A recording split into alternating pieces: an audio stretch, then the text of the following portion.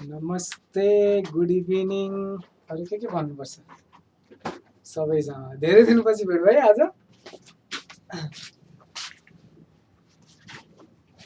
मलाई रमाइलो लाग्छ कि आजकल क्लास लिन आउन, यहाँ एकछिन गफ गर्न। खासमा हाम्रो क्लास आजको त नगरेकै भए पनि हुन्थ्यो है, त्यही पनि अब गर्नै पर्यो। Good evening. नमस्कार विष्माजी। मेरो उसमा खुब गफ गर्ने त 2-4 जना भाइ बहिनीहरू कहाँ हरायो त अहिले?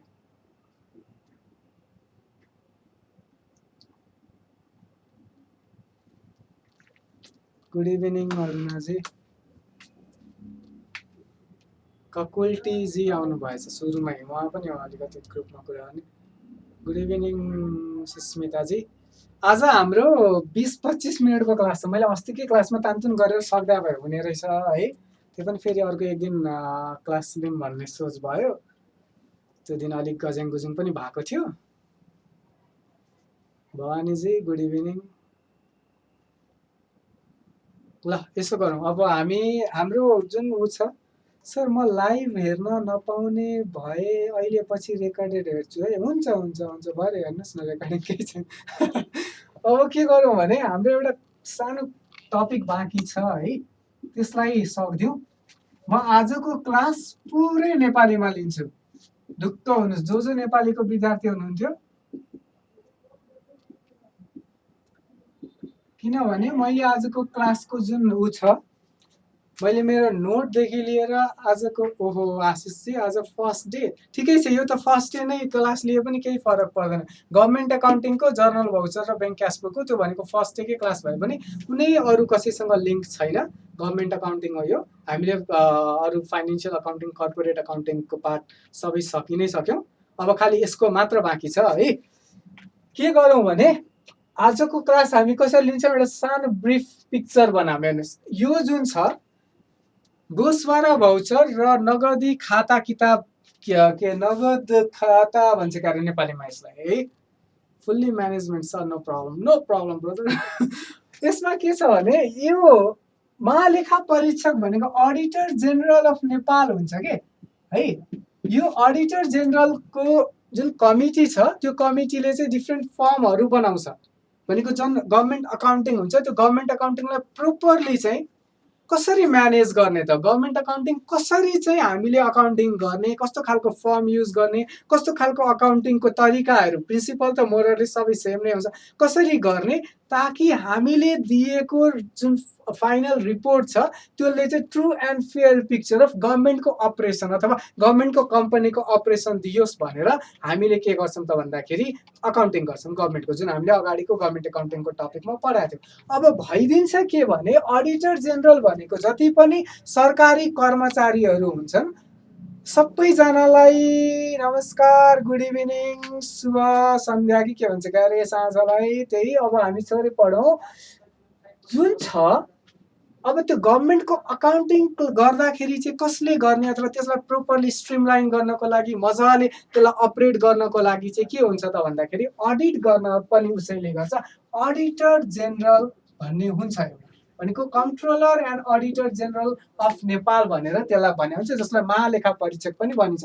त्यो महालेखा परीक्षणको जुन कार्यालय हुन्छ त्यसले विभिन्न किसिमको रिसर्चहरू गर्छ, जुन रिसर्चबाट गभर्मेन्टको अकाउन्टिङ भनेको सरकारी हिसाब किताबहरू जुन हुन्छ त्यो हिसाब किताबलाई चाहिँ कसरी चाहिँ म्यानेज गर्ने, कसरी चाहिँ अगाडि लाने त भन्ने कुरा के हुन्छ यसबाट आइडेन्टिफाई गर्छ। हालसालै के गर्यो त भन्दाखेरि अडिटर जेनरल को अफिसले महालेखा परीक्षणको लागि डिफ्रेन्ट फर्महरू जुन हुन्छ त्यो फर्महरूलाई चाहिँ यिनीहरूले के गर्यो, चेन्ज गरिदियो। भनेको पहिला हाम्रो केही निश्चित तरिकाले हामीले फर्महरू बनाएको थियौँ, त्यसको फर्मेट केही थियो, त्यसलाई चाहिँ यिनीहरूले के गरिदियो, अब चाहिँ फर्महरूको नम्बरदेखि लिएर फर्मेटिङदेखि लिएर सबै चेन्ज गरिदिएछ। यसमा न्युमेरिकल आउँदैन, यसलाई न्युमेरिकलको एस्पेक्ट्सबाट हेरौँ। सविताजी विराटनगरकै हो भन्दै हुनुहुन्थ्यो, तपाईँले पुरै नाता गोता पत्ता लगाइसक्नुभयो कि क्या बहिनी?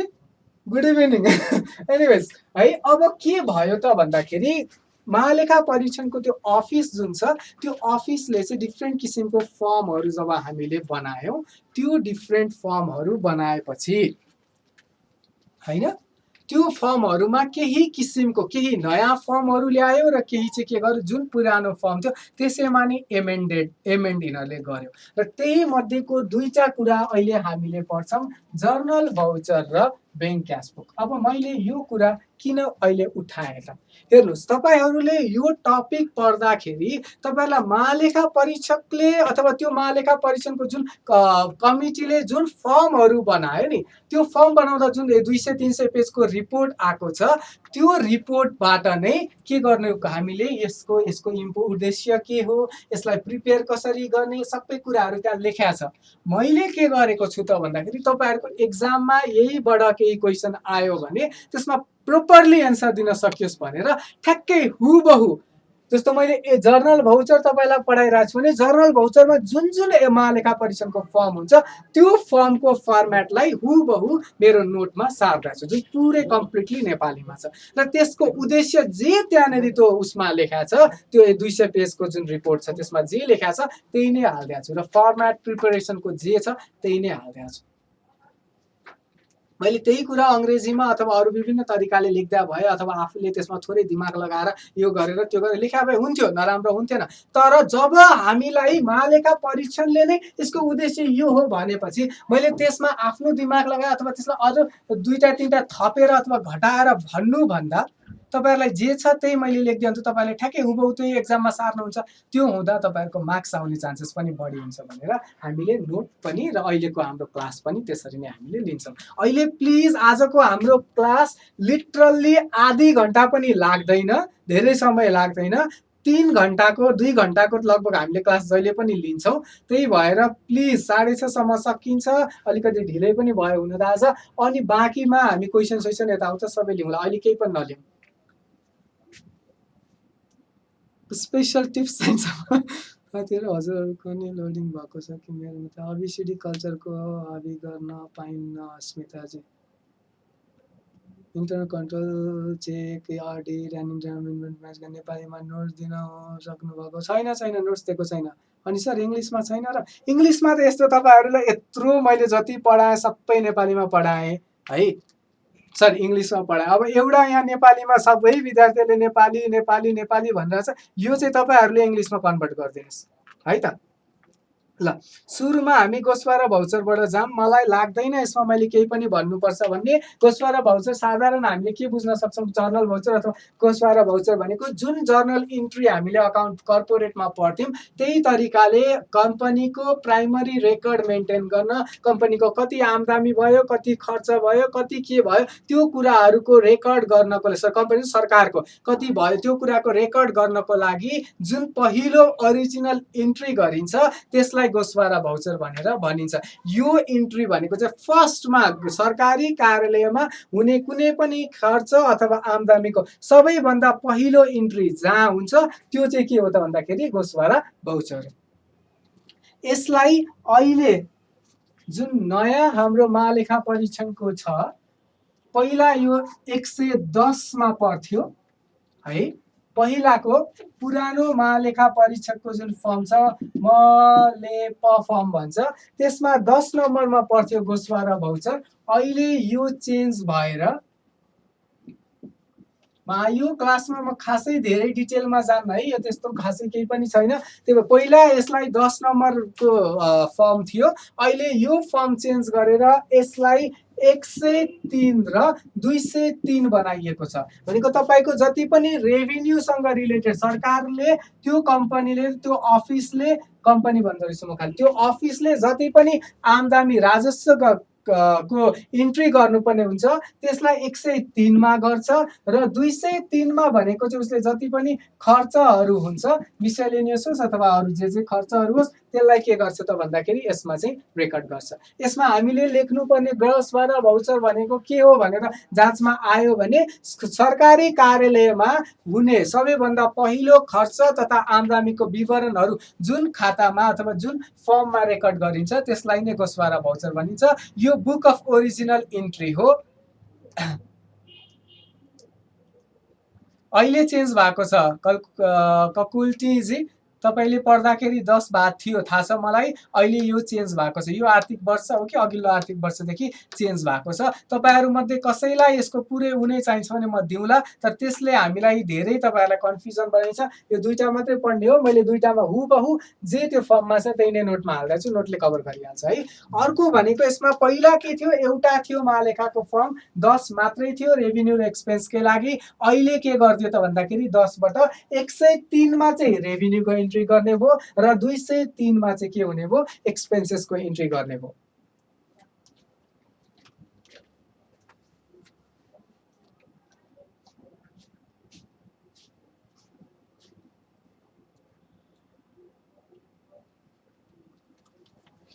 अब यो त भयो हाम्रो उसको कुरा। 103 र 203 मा के छ अब त्यो हेरौँ।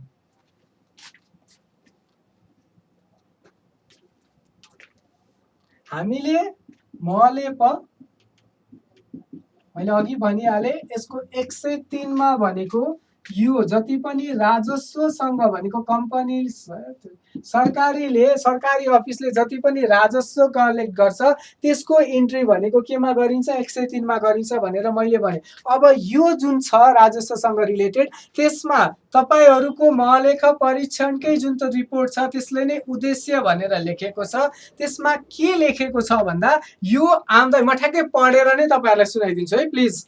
यो आम्दानी वा राजस्व विनियोजन खर्च, वित्तीय व्यवस्था, विविध खर्च आदि सबैको कारोबार हुँदा प्रयोग गरिने प्रारम्भिक अभिलेख हो। अघि पनि मैले यो कुरा भनेको थिएँ, यो जति पनि गोस्वा र भाउचर भनेको के हो, इनिसियल रेकर्ड गर्नको लागि, प्राइमरी रेकर्ड गर्नको लागि जुन फर्म युज गरिन्छ त्यसलाई के भनिन्छ, गोस्वा र भाउचर भनिन्छ। यसको उद्देश्यमा पनि रेभिन्यूसँगको उद्देश्यमा ठ्याक्कै त्यही नै लेखेको छ।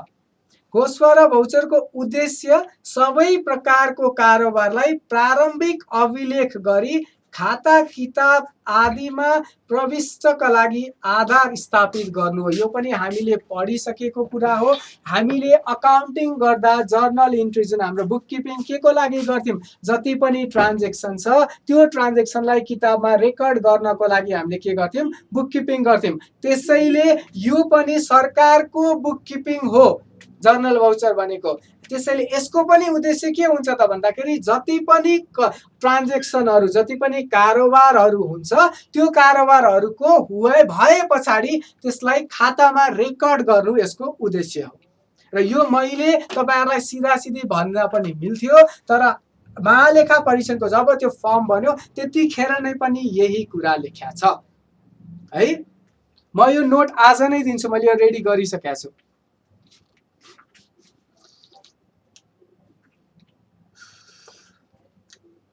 अब यो बनाउनको लागि हामीले के कुरा चाहिँ राख्नु पर्यो, मिति राख्नु पर्ने हुन्छ। अर्को भनेको यसको नम्बर हुन्छ। जस्तो मैले तपाईँहरूलाई जुन बेला जर्नल इन्ट्री पढाएको थिएँ, जर्नल इन्ट्रीमा हामीले अफिसियल्ली प्र्याक्टिकल्ली काम गर्दा, यहाँ 2-4 जना स्टुडेन्टहरू हुनुहुन्छ जसले काम गर्नु भएको छ। एकजना कुन कारको कम्पनीमा हुनुहुन्थ्यो, अर्को ERP युज गर्नु भएको थियो भन्दै हुनुहुन्थ्यो, मलाई नाम बिर्सेँ तपाईँको। तपाईँहरूलाई थाहा छ, जसले पहिला काम गर्नु भएको छ तपाईँहरूलाई, अथवा जो अहिले काम गर्नु भएको छ तपाईँहरूलाई थाहा छ, जर्नल इन्ट्री जब हामीले सिस्टममा रेकर्ड गर्छौँ यो पनि सिम्बोलिकल्ली सिरियल्ली नम्बर हुन्छ। 1 नम्बरको जर्नल इन्ट्री, 2 नम्बरको, 3 नम्बरको, 4 नम्बरको। त्यस्तै गभर्नमेन्टको अकाउन्टिङ गर्दाखेरि पनि के हुन्छ, हरेक जुन फर्म हुन्छ त्यो फर्ममा नम्बर लेख्ने ठाउँ हुन्छ र त्यो नम्बरको इन्ट्री चाहिँ यो हो। यो 1 नम्बर, 2 नम्बर, 3 नम्बर भनेर राखिन्छ। त्यस्तै सँगसँगै त्यसमा मिति पनि राखिन्छ र अरू डिफ्रेन्ट जुन खर्चको लागि हामीले गरेको हो। यो भाउचर तयार कसले गर्यो, कुन कर्मचारीले, कुन सरकारी कर्मचारीले यो भाउचर तयार गर्यो, यो भाउचर ठिक तरिकाले तयार गरेको छ, यसमा गरिएको खर्च लजिकल छ, हामीले अप्रुभल लिएर गरेको हो कि होइन भनेर गर्नको लागि त्यसलाई स्वीकृत गर्ने पनि अर्को एकजना मान्छे हुन्छ जसले के गर्छ, त्यसलाई स्वीकृत गर्छ। त्यसमा हामीले भन्दा एक्जाममा आउँदा, अहिले मैले त तपाईँहरूलाई सर्टसर्टी भनिरहेको छु, सरले खालि यसरी पढाउँछ एक्जाममा कसरी लेख्ने, एक्जाममा अहिले हामीले जे कुरा भन्यौँ गोसवारा भाउचर भने के हो, यस्तो यस्तो हो, यसको उद्देश्य यस्तो यस्तो हुन्छ भनेर अहिले जे कुरा हामीले गर्यौँ त्यसैलाई नै तपाईँहरूले लेख्ने हो। लास्टमा कन्क्लुजन तपाईँहरू जहिले पनि कन्फ्युजन हुन्छ, सरकारी कार्यालयमा हुने कुनै पनि खर्च तथा आम्दानीको विवरणको सबैभन्दा पहिलो रेकर्डिङ गर्नको लागि गोसवारा भाउचर लेख्ने प्रयोग गरिन्छ भनेर कन्क्लुजन गर्दा हुन्छ। मैले नोट्सहरू बिचमा अहिले म अलिकति बिजी भएर नोट्सहरू दिएको छैन, त्यही इन्भेन्ट्रीसम्मको दिएको होला, त्यस पछाडिको छैन। ठिक छ।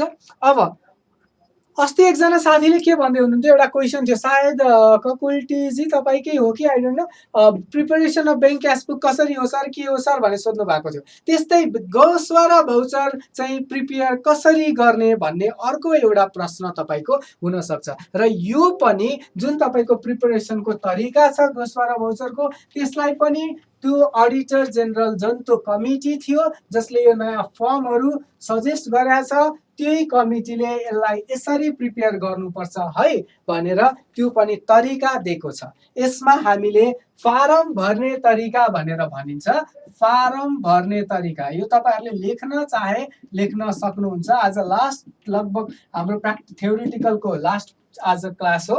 मैले अहिलेसम्म तपाईँहरूलाई मेरो बोर्डमा लेखेको कुराहरू लेख्नु भनेर प्र्याक्टिकली आफैले मुखले भनिनँ।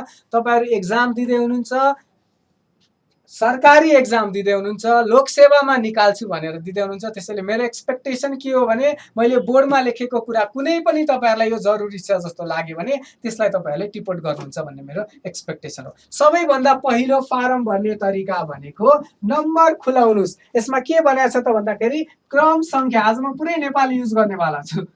क्रम सङ्ख्या भनेको जुन सिरियल नम्बर हुन्छ त्यो नम्बर खुलाउनु पर्ने हुन्छ है।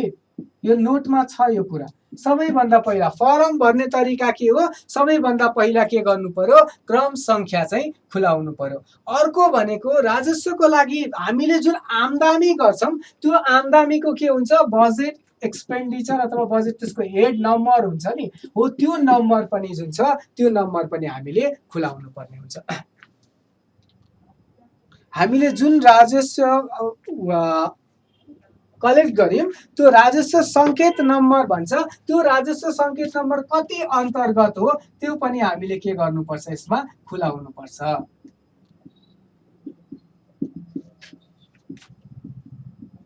ठिक छ। त्यस पछाडि यसमा तपाईँले जुन राजस्वको छ त्यसको उपशीर्षक नम्बर कति हुन्छ त्यो पनि के गर्नुपर्छ, खुलाउनु पर्छ।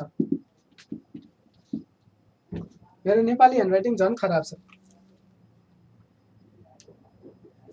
अर्को भनेको प्राप्त राजस्व रकमलाई क्रेडिट महलमा चढाउने र अन्य समायोजन भएको विषय भएमा अथवा कुनै पनि समायोजन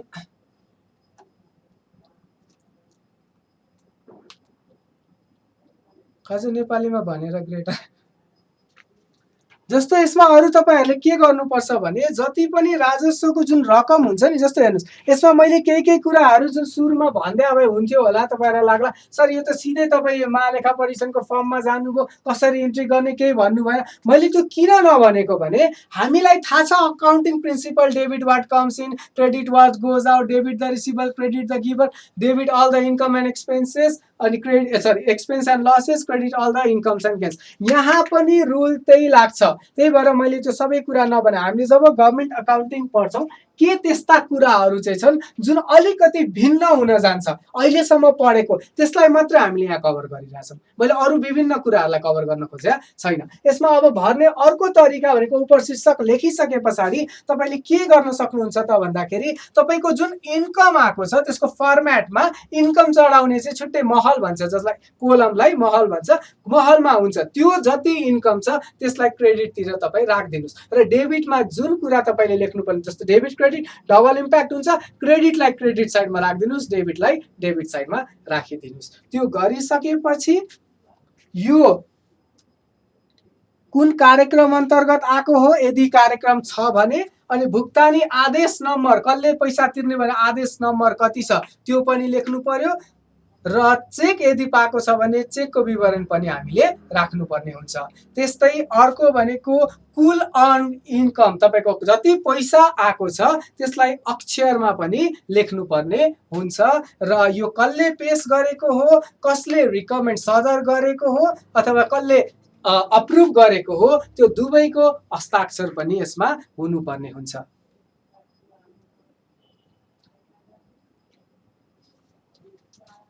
जस्तो के हुन्छ भने सरकारी जति पनि इन्कमहरू हुन्छ नि, त्यो इन्कम जस्तो मान्नुहोस् है, एउटा उदाहरण, सरकारले टिडिएसबाट इन्कम गर्यो रे, ठिक छ। टिडिएस के भयो, मुख्य शीर्षक भयो।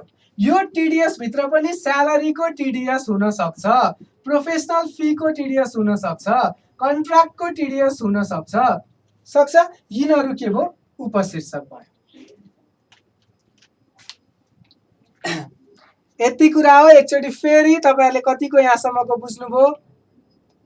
म फेरि एकचोटि भनिदिन्छु। जर्नल भाउचर पहिला एउटा मात्रै थियो, महालेखा परीक्षणको फर्म। अहिले इन्कमको लागि र एक्सपेन्सको लागि छुट्टा छुट्टै फर्म बनाएको छ। इन्कमको फर्म भनेको 103 नम्बरको हो र एक्सपेन्सको भनेको 203 या 209 कति थियो, 203 नम्बरको हो है। अनि अब त्यस पछाडि हामीले यसमा के कुरा एक्जाममा सोध्न सक्छ भन्दा, गोस्वारा भाउचरको उद्देश्य के हो? उद्देश्य भनेको कुनै पनि इन्ट्री जुन छ त्यो इन्ट्रीलाई सबैभन्दा पहिला किताबमा रेकर्ड गरेर राख्नु, ताकि भोलिको दिनमा त्यो इन्ट्रीले विभिन्न कामहरू जुन क्लासिफाईहरू गर्ने कामहरू हुन्छ त्यो गर्न सकियोस्, कुनै पनि इन्ट्रीहरू नछुटोस् भनेर हामीले यो गरिन्छ। यसको भर्ने तरिका के, सरकारले अगाडि नै फर्म जेनेरेट गर्दैछ, त्यो फर्ममा हामीले त्यो फर्ममा जे इन्फर्मेसन हाल्नु भनेर भनेको छ त्यो इन्फर्मेसन हालेर यसलाई भर्नुपर्ने हुन्छ। जस्तो पहिलो नम्बर जर्नल भाउचरको नम्बर हाल्दिने, क्रम संख्या हाल्ने। त्यस पछाडि सेकेन्डमा के हाल्ने, सेकेन्ड नम्बरमा भनेको तपाईको जुन राजस्व संकेत नम्बर अन्तर्गत छ त्यसको डिटेल्स पनि दिने। अर्को भनेको के को कारणले यो आएको उपशीर्षक कुन हो त्यो पनि दिने। त्यस्तै अरु भनेको हामीले क्रेडिटमा त्यो इन्कमलाई बुक गर्ने, जस्तो डेबिट क्रेडिटको जुन चाहिँ अकाउन्टिङ इन्ट्री छ त्यसको हिसाबमा क्रेडिटमा बुक गर्ने। त्यो गरिसके पछाडि यदि तपाईले चेकबाट पाएको भने चेकको डिटेल्सहरू पनि राख्नु पर्यो।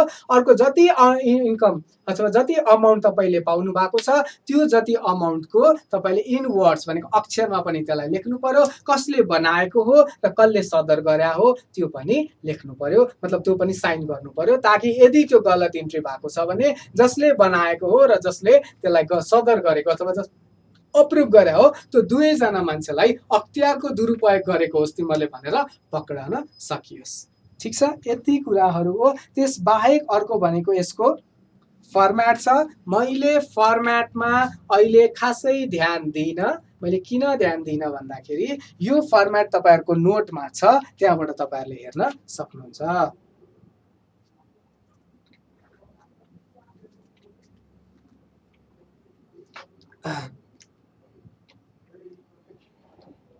अब अहिले हामीले के को कुरा गर्यौं, जर्नल भाउचर इन्कमको लागि। ठीक छ, अब इन्कम पछाडि एक्सपेन्समा चाहिँ के गर्ने, गोस्वारा भाउचर जुन 203 नम्बरमा छ एक्सपेन्ससँग रिलेटेड, त्यस्तो उसको चाहिँ के गर्ने अथवा त्यसमा चाहिँ के छ, फर्म भर्ने तरिका के हो, त्यो कुराहरू हेरौँ। म फेरि पनि भन्दैछु, मैले यहाँनेरि खासै धेरै अरू कुरामा मेहनत गरिरहेको छुइनँ। जे कुरा अहिलेसम्म हामीले पढेको भन्दा फरक छ म त्यो कुरालाई मात्र कन्सन्ट्रेट गरिरहेको छु। सरले यो छुटायो त्यो छुटायो, त्यो तपाईहरुले अहिलेसम्म यत्रो हामीले पढ्यौं, अरू 5-6 दिनमा सकिने क्लास 12 दिन लगाएको छौं। अकाउन्टिङको डेबिट क्रेडिट मजाले पढाएको छ। प्लिज त्यो कुराहरुमा भन्दा हामीले जे अरू भन्दा फरक छ त्यसमा मात्रै फोकस गरौँ। अर्को के छ भने मलेप फर्मको 203 नम्बरमा भनेको गोस्वारा भाउचर नै, तर के एक्सपेन्सको लागि हामीले जति पनि खर्च गर्छौं नि हो त्यो खर्चको लागि पनि के हुने भयो त भन्दाखेरि छुट्टै। पहिला के थियो, एउटै थियो। अघि कलकुल्टी जीले पनि भन्दै हुन्छ, सर पहिला मैले पढ्दा 10 नै थियो, कहिले चेन्ज भयो, भर्खर चेन्ज भएको। पहिला के थियो, यो दुईटैको लागि 10 नै थियो। अब चाहिँ के भयो त भन्दाखेरि छुट्टा छुट्टै गर्नुपर्छ भनेर उनीहरूको त्यो कमिटीले डिसिजन गर्यो।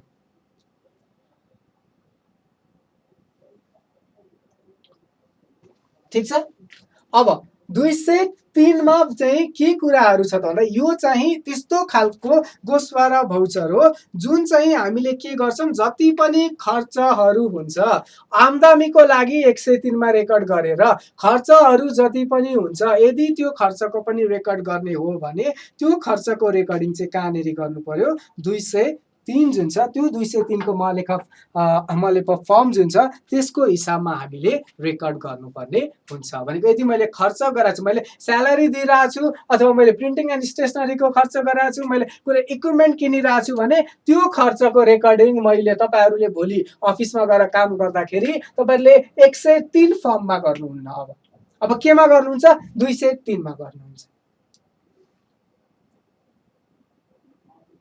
न्युमेरिकल नआउला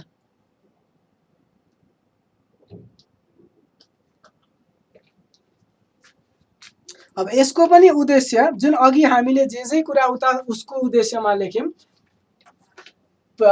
कसैबाट अप्रुभ गराउने रेकर्ड गर्ने सबैभन्दा पहिला इन्ट्रीहरू जति पनि छ त्यसलाई कसैबाट अप्रुभ गराउने त्यसको नम्बर लेख्ने भने जे उद्देश्यहरू हामीले अघि एक्सपेन्सेसको इन्कमको पार्टमा गर्यौं यसमा पनि मोरलेस यसको पनि उद्देश्यहरू त्यही नै हुन्छ यसमा थोरै के फरक छ फारम भर्ने तरिका फरक छ सिधा सिधी फारम भर्ने तरिका गरौँ अथवा तपाईहरुलाई हैन सर एकचोटी त्यहाँ के लेखेको छ त्यो चाहिँ पढेर सुनाइदिनुस् न हामी त्यतिले पनि बुझ्छौं नि भन्नुहुन्छ भने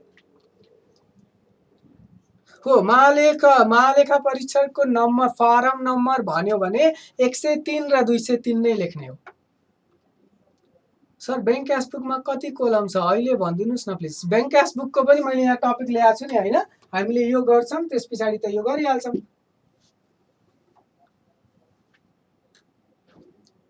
यसबाट जुन मोडल क्वेशनहरु भन्दा नि एमसीक्यू भन्नु भएको होला तपाईले एमसीक्यू को लागि अहिले म यो सुरुमा क्लास सकौं मैले 20 मिनेटमै सक्छु भन्ने सोच छ त्यसै हामी अब फर्दर कसरी जान्छ म सबै कुरा तपाईहरुलाई भन्छु टेन्सन नलिनुस् मैले एउटा नयाँ केही सोचेको छु आई डोन्ट नो कति फ्रुटफुल हुन्छ अहिले हामी कन्भर्सेसन गरौँला त्यसको लागि केही यतैमा गरिन्छ सर इन्कम त 123 मा लेख्नु पर्दैन र ए बाबा यत्रो बेर त्यही त भन्दै छु त 103 मा इन्कम बुक गर्नुस् एक्सपेन्सलाई 203 मा गर्नुस् ल ठीक छ अब हेर्नुस् के लेखा छन् यसमा यो आम्दानी राजस्व विनियोजन खर्च वित्तीय व्यवस्था विविध खर्च आदि सबैको कारोबार हुँदा प्रयोग गरिने प्रारम्भिक हामीले यो कुरा गरिसक्यौं प्राइमरी रेकर्ड हो यो त्यसैले यसको उद्देश्यमा महालेखा परीक्षणको उसले पनि त्यही नै भनेको छ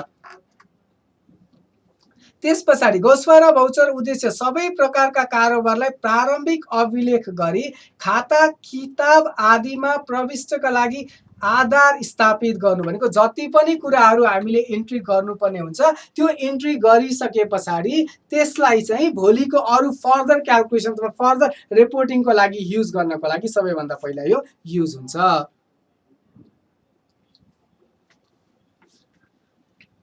यसका साथै कारोबार गर्नेवालालाई कारोबारको विस्तृत विवरणका साथ जिम्मेवारी वहन गराउन लगाउनु पनि यसको उद्देश्य रहेछ मैले अघि भने तपाईहरुलाई के हामीले कुरा गरेका थियौं त्यसमा रेकर्ड कसले गरेको र अप्रुभ कसले गरेको दुईटैको साइन गर्न जरुरी छ त किन गराको महालेखा परीक्षणको त्यो रिपोर्टमा नै उद्देश्यमा के लेखेको छ यसको मुख्य उद्देश्य भनेको नै कारोबार गर्नेलाई कारोबारको विस्तृत विवरणका साथ जिम्मेवारी वहन गर्नको लागि मैले इन्ट्री गरे भने म जिम्मेवारी त हुनु पर्यो नि त मैले त्यो खर्च गर्न थियो जरुरी कि थिएन जसले अप्रुभ गर्यो त्यसले हो यसले काम गरेको हो अनि मैले अप्रुभ गरे भने त्यहाँ रेस्पोन्सिबिलिटी त असाइन गर्नु पर्यो त्यो गर्नु पनि अर्को यसको के हो एउटा उद्देश्य हो त्यही भएर नै त्यहाँ कसले बनायो र कसले चाहिँ अप्रुभ गर्यो त्यो दुईटै कुराहरू लेखेको हुन्छ यदि उद्देश्य परिपूर्तिको लागि गोस्वा र भौचरमा कारोबार मिति अघि जस्तै कारोबार मिति राख्नु पर्यो संख्या राख्नु पर्यो उपशीर्षकहरू जे जति छ बजेट हेड कुन बजेट एक्सपेन्डिचर कुन हेड अन्तर्गत छ त्यो सबै डिटेल्सहरू राख्नु पर्ने हुन्छ भनेर यो तपाईहरुको महालेखा परीक्षणले नै यो फर्मेटको तल यसको उद्देश्यमा यही कुरा लेखेको छ जुन हामीले अहिले पनि त्यही नै गरेका छौं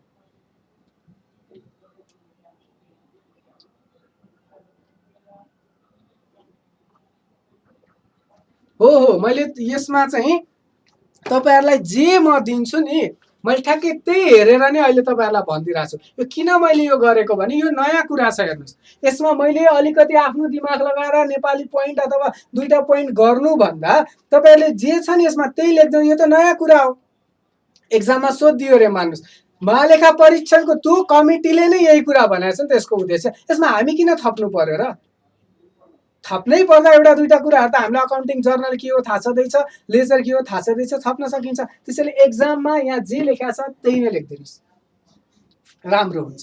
इट इज अ एक्ट, यो ल नै जस्तो हो, किनकि उनीहरूले दिएको यसो उनीहरूकोमा नै लेखा छ। अब ठिक छ, फारम भर्ने तरिका हेर्नुहोस्, प्रोसेस अफ फिलिङ। यो जुन अस्ति हाम्रो एउटा बहिनीले भन्दै पनि हुनुहुन्थ्यो ब्याङ्क क्यासबुकको कसरी हो, त्यो ब्याङ्क क्यासबुकको पनि म आउँछु त्यहाँनिर। अहिले गोस्वारा भाउचरको कसरी फिल गर्ने, सबभन्दा पहिला भनेको हामीले अघि जस्तै के को लागि कस्तो खालको खर्च गरेको हो त्यो चाहिँ के गर्नु पर्यो, यकिन गर्नु पर्यो। भनेको कुन हेड अन्तर्गतको खर्च हो त्यो गर्नु पर्यो। अर्को भनेको यसमा पनि सिरियल्ली नम्बर जुन छ त्यो राख्नु पर्यो। अर्को कुन हेड अन्तर्गत, बजेटको हेड कुन हो त, यो बजेट एक्सपेन्डिचर स्यालेरीको हो कि वेजेस हो कि इक्विपमेन्ट हो कि कुन हेड अन्तर्गत हो, त्यो पनि यसमा पनि हामीले के गर्नुपर्छ, राख्नुपर्छ। सँगसँगै यसको मिति, कुन दिन हामीले यो उठाएको हौ त्यो मिति पनि यसमा हामीले लेख्नुपर्ने हुन्छ।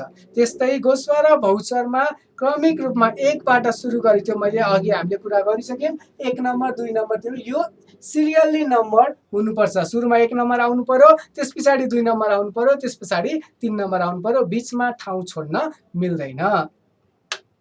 यदि विद्युतीय कारोबार गर्नुभएको छ भने विद्युतीय कारोबारबाट जुन उठाउनु भएको छ त्यो कारोबारको नम्बर जुन छ त्यो पनि यसमा तपाईँहरूले टिप्नुपर्ने हुन्छ। यसमा तपाईँको जम्मा जम्मी फारम भर्ने तरिका जुन छ लगभग 17-18 24वटा कुराहरू यसमा हामीलाई दिएको छ। यसरी फारम भर्नुपर्छ भनेर तपाईँले ठ्याक्कै यही कुरा लेख्नु भयो भने पुग्छ है।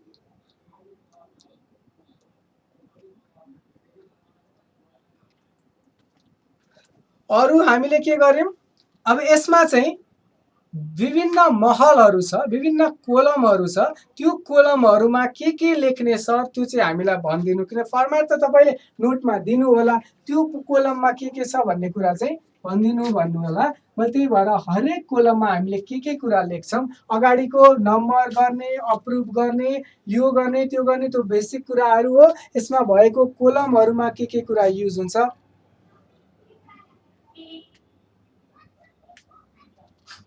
एउटा म जोक भन्छु अर्पणजी तपाईँलाई अहिले एकछिनमा है त। अहिले यो मेरो फ्लो बिग्रिन्छ, एकछिनमा भन्छु है। एउटा जोक मलाई याद आयो तपाईँको गरेर। अब महल 1 मा क्रम सङ्ख्या लेख्नुपर्छ। हेर्नुहोस्, यसमा जम्मा जम्मी 11वटा छ। जुन कोलम 1 छ, अथवा म आज नेपाली नै भन्छु, तपाईँ अलि ढिलो आउनु भएछ, अलिकति ब्याक गरेर हेर्नुहोस् है। महल 1 मा हामीले के गर्नु पर्यो त भन्दाखेरि तपाईँको क्रम सङ्ख्या भनेको कुन नम्बरको हो त्यो क्रम सङ्ख्या चाहिँ तपाईँले लेख्नुपर्छ। भनेको सिरियल नम्बर के गर्नु पर्यो, तपाईँले महल 1 मा लेख्नु पर्यो। महल 2 मा भनेको तपाईँले कुन खर्चको कुन हेड अन्तर्गत तपाईँले यो गर्नु भएको छ, कुन बजेट हेड अन्तर्गत गर्नु भएको छ त्यो लेख्नुपर्छ। जसमा यहाँ लेखेको के छ भने महल 2 मा भाउचर उठाउन थालिएको शीर्षकको सङ्केत वा उपसङ्केत नै लेख्नुपर्छ। भनेको अघि पनि हामीले भनेको थियौँ कुन शीर्षक अन्तर्गत अथवा कुन उपशीर्षक अन्तर्गत हामीले यो गर्ने हो, कुन शीर्षक र उपशीर्षक छ त्यो लेख्नु भनेर। यसमा पनि महल 2 जुन छ त्यसमा शीर्षक अथवा उपशीर्षक अन्तर्गत गर्नुपर्छ है। त्यस पछाडि महल 3 मा भनेको क्रियाकलाप वा कार्यक्रमको सङ्केत, भनेको हामीले कुनै पनि किसिमको खर्च गर्दाखेरि कुन क्रियाकलाप अन्तर्गत अथवा कुन कार्यक्रम अन्तर्गत हो त्यो के गर्नु पर्यो, कार्यक्रमको नम्बर लेख्नु पर्यो। तपाईको एक्जाममा आयो भने पनि प्लिज यहाँ जे छ त्यही नै लेखिदिनुस्।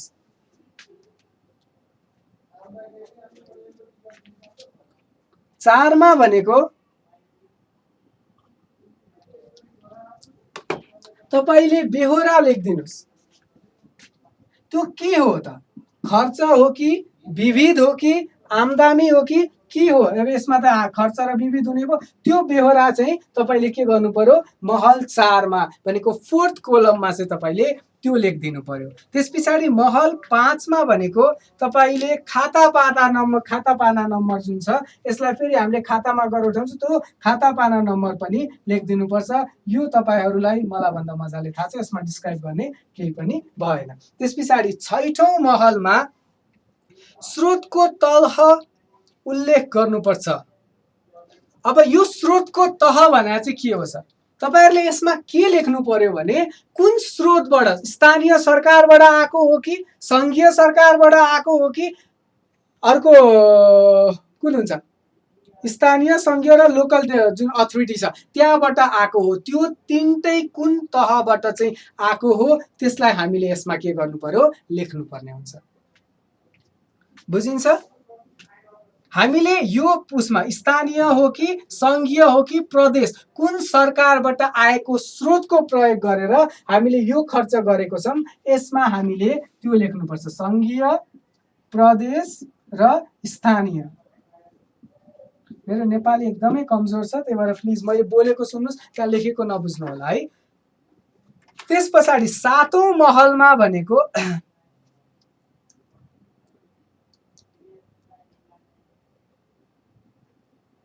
स्रोतको बेहोर्ने संस्थाको निकायको नाम लेख्नुपर्छ। भनेको दात्री निकायबाट गरेको हो कि त्यो तपाईको स्रोत बेहोर्ने संस्था नेपाल सरकारको हो कि प्रदेश सरकार हो कि स्थानीय सरकार हो कि वा दात्री निकायले दिएको पैसाबाट चाहिँ हामीले त्यो गरेको हौं, त्यो पनि के गर्नु पर्यो, यहाँ 7 नम्बरमा चाहिँ लेख्नुपर्छ। प्रदेश थाहा पाए स्टेट गभर्नमेन्ट, सेन्ट्रल गभर्नमेन्ट र लोकल अथोरिटी भन्छ अंग्रेजीमा चाहिँ। त्यस पछाडि 8 नम्बरमा भनेको स्रोतको प्रकार लेख्नुपर्छ, त्यो भनेको नगद हो, अनुदान हो वा ऋण हो। भनेको 7 8 मा चाहिँ के गर्नु पर्यो, प्रकार लेख्नु पर्यो। प्रकार भनेको के त भन्दाखेरि नगद गर्नु भएको हो कि ऋण गर्नु भएको हो कि अनुदान हो, त्यो पनि लेख्नु पर्छ। यो जति पनि कुराहरु यहाँनिर छन् जो सबै नोटमा छ, यही भाषामा छ, तपाईहरुले नोट पढेर पनि सक्नुहुन्छ बुझ्नलाई। तर यसमा के चाहिँ हो, अलिकति कन्फ्युज भइहाल्नु भयो भने भनेर मैले थप्दिया हो है। त्यसपछि 9 मा भनेको तपाईको भुक्तानी विधि चाहिँ जुन छ त्यो लेख्नु पर्यो। त्यो भनेको तपाईको नगदबाट हो कि सोझै भुक्तानी गरे हो या अरु कुन तरिकाबाट चाहिँ तपाईले भुक्तानी गर्नु भएको छ, त्यो पनि तपाईले लेख्नु पर्ने हुन्छ। त्यहाँ डिफरेन्ट कोलमहरु छ, त्यो कोलममा जुन कोलम नम्बर छ त्यसमा के डिटेल्स लेख्ने भन्ने कुरा अहिले हामी गरिरहेछौं। र लास्टमा कोलम नम्बर 10 मा भनेको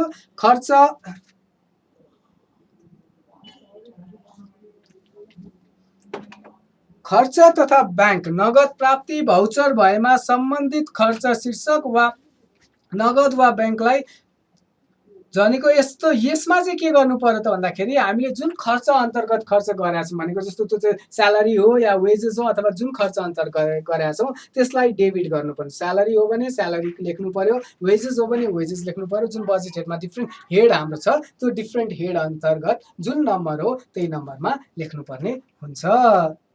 लास्टमा 11 मा भनेको खर्च भुक्तानी हुने बैंक खाता तथा नगद वा बैंक भुक्तानी भएमा सोको भुक्तानी हुने रकमलाई क्रेडिट गर्ने। त्यो 10 र 11 मा डेबिट केलाई गर्ने थियो र क्रेडिट केलाई गर्ने, त्यो कुरा डेबिट क्रेडिटको एन्ट्री गर्नुपर्छ।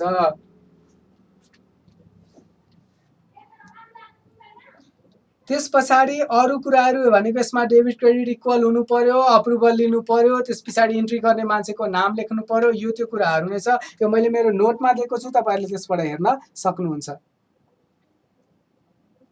यसमा त्यस्तो खासै गर्नुपर्ने कुराहरु छैन है। यसमा अलिकति कन्फ्युजन भनेको पहिला तपाईहरुले 9 10 मा पढ्दाखेरि संघीय सरकार, प्रदेश सरकार र स्थानीय सरकार यदि पढ्नु भएको थिएन भने त्यो पाठहरुलाई यसमा कभर गरेको छ, यो नयाँले भन्ने कुराहरु मात्रै हो। आई डोन्ट थिंक त्यो बाहेक अरु त्यसमा त्यस्तो तपाईहरुलाई गाह्रो हुने गरी केही पनि छ। र यसको फर्मेट जुन छ त्यो म भरे नै नोट दिन्छु, त्यो नोटमा तपाईले हेरेर सक्नुहुन्छ। यसमा एउटा कुरा चाहिँ थप्दिम, यदि यो पाठ जुन अहिले हामी गरिरहेछौं यसमा कुनै पनि कुराहरु तपाईहरुले फर्मेट हेरिसके पछाडि कन्फ्युजन भयो भने त्यसलाई म इन्डिभिजुअली कन्फ्युजनलाई डिल गराउँला। यो टपिक खासै त्यस्तो मलाई मेहनत गर्नुपर्छ जस्तो लागेन के। ठीक छ। अब बैंक क्याश बुक अर्को हाम्रो जुन थियो बैंक क्याश बुक, यसको नम्बर पहिला 5 थियो, अहिले यो 209 नम्बर भएको छ। यसमा चाहिँ हामीले के गर्छौँ त भन्दाखेरि जुन double entry system of cashbook अथवा triple entry system of cashbook जुन हाम्रो जे थियो त्यहाँनिर लगभग लगभग त्यही नै हिसाबमा हामीले यो पनि सरकारीको पनि गर्ने हो। यसको पनि विभिन्न कोलमहरू हुन्छ। अकाउन्टिङ ट्रिटमेन्ट अथवा अकाउन्टिङ इन्ट्री जुन छ त्यो लगभग लगभग सेम नै हुन्छ। यसमा कुन हेडमा अथवा कुन कोलममा के कुरा राख्ने त्यो कुरालाई चाहिँ म सरसर्ती तपाईँहरूलाई भनिदिन्छु।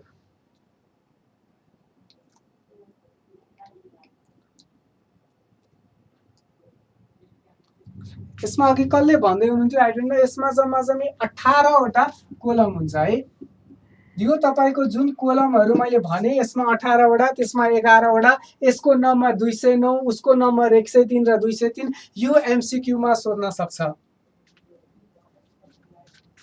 यसमा पनि कोलम नम्बर 1 मा भनेको जुन तपाईँको कोलम 1 छ, कोलम 1 मा भनेको तपाईँले मिति जुन छ त्यो मितिलाई लेख्नुपर्छ। कोलम 2 मा भनेको तपाईँको भौचर नम्बर, कुन भौचर नम्बर अन्तर्गत तपाईँले यो ब्याङ्क क्यासबुक गरिराख्नु भएको छ त्यसलाई लेख्नुपर्छ। म सबै तपाईँले एक एकवटा भनिदिन्छु है त। त्यस पछाडि कोलम 3 मा भनेको तपाईँको कारोबारको लिखित बेहोरा, जुन हामीले पहिला ब्याङ्क क्यासबुक पढ्दाखेरि पर्टिकुलर्स लेख्थ्यौँ नि त्यो भनेको यहाँनिर के हुने भयो कोलम नम्बर 3 मा, अथवा महल भन्छ क्या होइन, महल 3 मा चाहिँ त्यो लेख्नु पर्छ। महल 4 मा भनेको डेबिट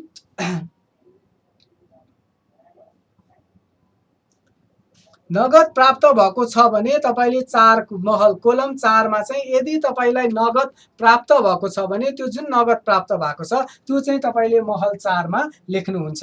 त्यस पछाडि महल 5 मा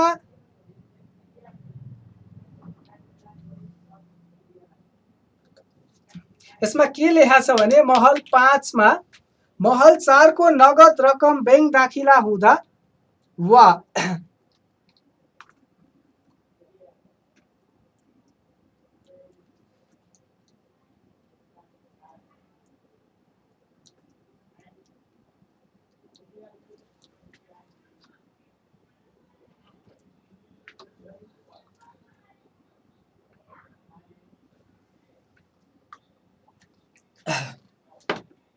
हेर्नुस्,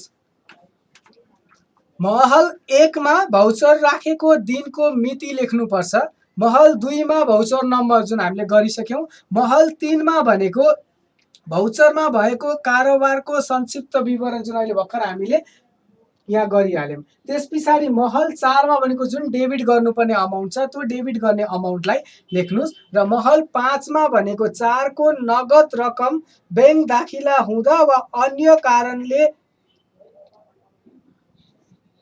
यदि तपाईँले जति गर्नुपर्ने अमाउन्ट छ तपाईँले पाउनु भएको छ त्यो बैंक दाखिला गर्दा फिर्ता अथवा क्रेडिट गर्नुपर्ने कुनै छ भने त्यसलाई नगद महल 5 मा चाहिँ तपाईँले लेख्नुपर्ने हुन्छ। त्यसमा तपाईँहरू कन्फ्युज हुन सक्नुहुन्छ।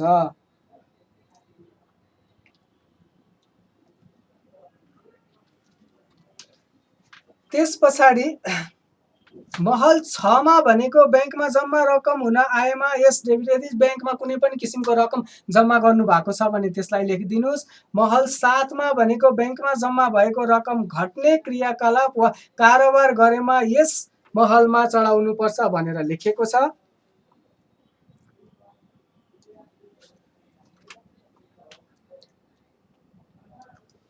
त्यस पछाडि महल 9 मा भनेको बैंक मोजदातको डेबिट र क्रेडिट महलको खुद जम्मा रकम लेख्नुपर्छ।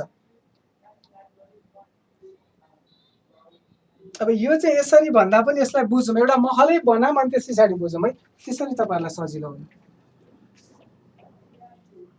हाम्रो जतिवटा पनि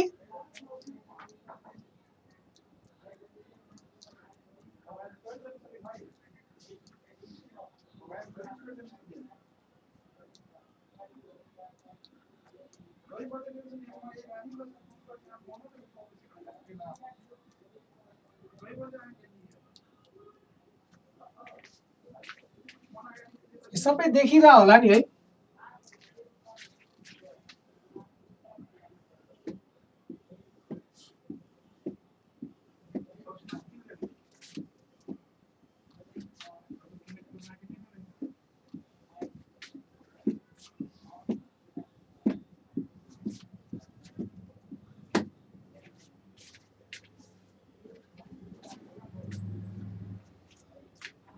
सायद बोर्डमा सबै देखि नै रह होला।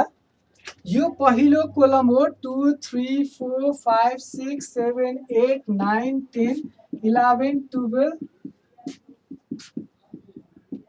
तपाईको जम्मा जम्मी 18 वटा कोलम छ। यो 18 वटा कोलममा के कुरा कसरी लेख्ने भन्ने कुरा अहिले म तपाईहरुलाई यहाँनेरि देखाइदिन्छु। सायद यो 18 वटा भएको कारणले गर्दा भनेर मात्रै नबुझिएला। सबैभन्दा पहिलो कोलम जुन छ तपाईको त्यसलाई मिति भन्छ।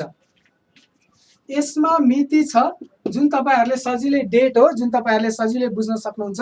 मैले यो कोलमलाई अझ फर्दर इन्टरप्रेट गरिन है। त्यसपछाडीको अर्को भनेको भाउचर नम्बर हुन्छ। हामीले बैंक क्यास बुक बनाउँदाखेरि के गर्नुपर्छ भन्दा पहिला त जर्नल इन्ट्री गर्नु पर्यो। जुन जर्नल इन्ट्री हामीले भाउचरबाट गर्छौं 103 अथवा 203 बाट। त्यसैले त्यो जुन जर्नल सेकेन्ड कोलममा चाहिँ त्यो कुन इन्ट्री कुन जेबी को चाहिँ अथवा कुन जर्नल गोस्वारा भाउचरको चाहिँ कुन अन्तर्गतको इन्ट्री हो भनेर हामीले त्यो नम्बर यहाँ जुन नम्बरको इन्ट्रीको हामीले अहिले बैंक क्यास बुक बनाइराछौं त्यो यहाँनेरि लेख्नुपर्छ। त्यसपछाडी थर्डमा भनेको तपाईको विवरण भन्छ जसलाई तपाईले कसरी पनि बुझ्न सक्नुहुन्छ त भन्दाखेरि हामीले नर्मल कर्पोरेटको बैंक क्यास बुक बनाउँदाखेरि जुन पर्टिकुलर्स भनेर जे लेख्थ्यौं हामीले त्यो पर्टिकुलर्सलाई यो विवरणमा हामीले हाल्नुपर्छ। भनेको यहाँनेरि सामान किनेको अथवा योबाट आम्दानी पाएको अथवा यो खर्च गरेको त्यो जे कुराहरु छ त्यसलाई हामीले के गर्नुपर्छ त्यसमा लेख्नुपर्छ। त्यसपछाडी यो 4 र 5 जुन छ यसलाई नगद मौजदात भन्छ है। नगद मौजदात भनेको तपाईको ओपनिङ ब्यालेन्स पनि त हुन सक्छ नि त, हुन सक्छ कि सक्दैन। र यो पार्टलाई 4 नम्बरलाई डेबिट भन्छ र यसलाई क्रेडिट भन्छ। यदि तपाईको इन्कम बैंकमा अथवा तपाईको जुन क्याशको ब्यालेन्स पोजिटिभ छ भने यहाँ डेबिटले तपाईहरु सजिलै बुझ्नुहुन्छ 4 मा लेख्नु पर्छ र यदि ब्यालेन्स चाहिँ क्रेडिट छ अथवा नेगेटिभ छ भने चाहिँ के गर्नु पर्यो 5 मा तपाईले त्यसलाई लेख्नु पर्यो। अब यो चाहिँ के को भयो बैंकको मौजदात भनेको क्याशको मौजदात चाहिँ हाम्रो अफिसमा हाम्रो कार्यालयमा भएको क्याशको ब्यालेन्स चाहिँ यहाँ लेख्नु भयो। त्यस्तै अर्को यहाँनेरि दुईटा चाहिँ के छ बैंकको ब्यालेन्स। बैंकको पनि ओपनिङ ब्यालेन्स यदि डेबिट छ पोजिटिभ छ हामीसँग बढी छ डेबिटमा लेख्नुस्, क्रेडिट छ के गर्दिनुस् क्रेडिटमा लेखिदिनुस्। के को कोलम ओ माय गॉड म त पागल हुन्छु। बैंक कोलम हजुर यहाँ त्यत्रो छ त हो। भर्खर क्लास लिनु भएको जस्तो लाग्यो तपाईले। त्यसपछाडी त्यो दुईटा गरिसके पछाडी तपाईको 8 नम्बरमा के भन्छ भने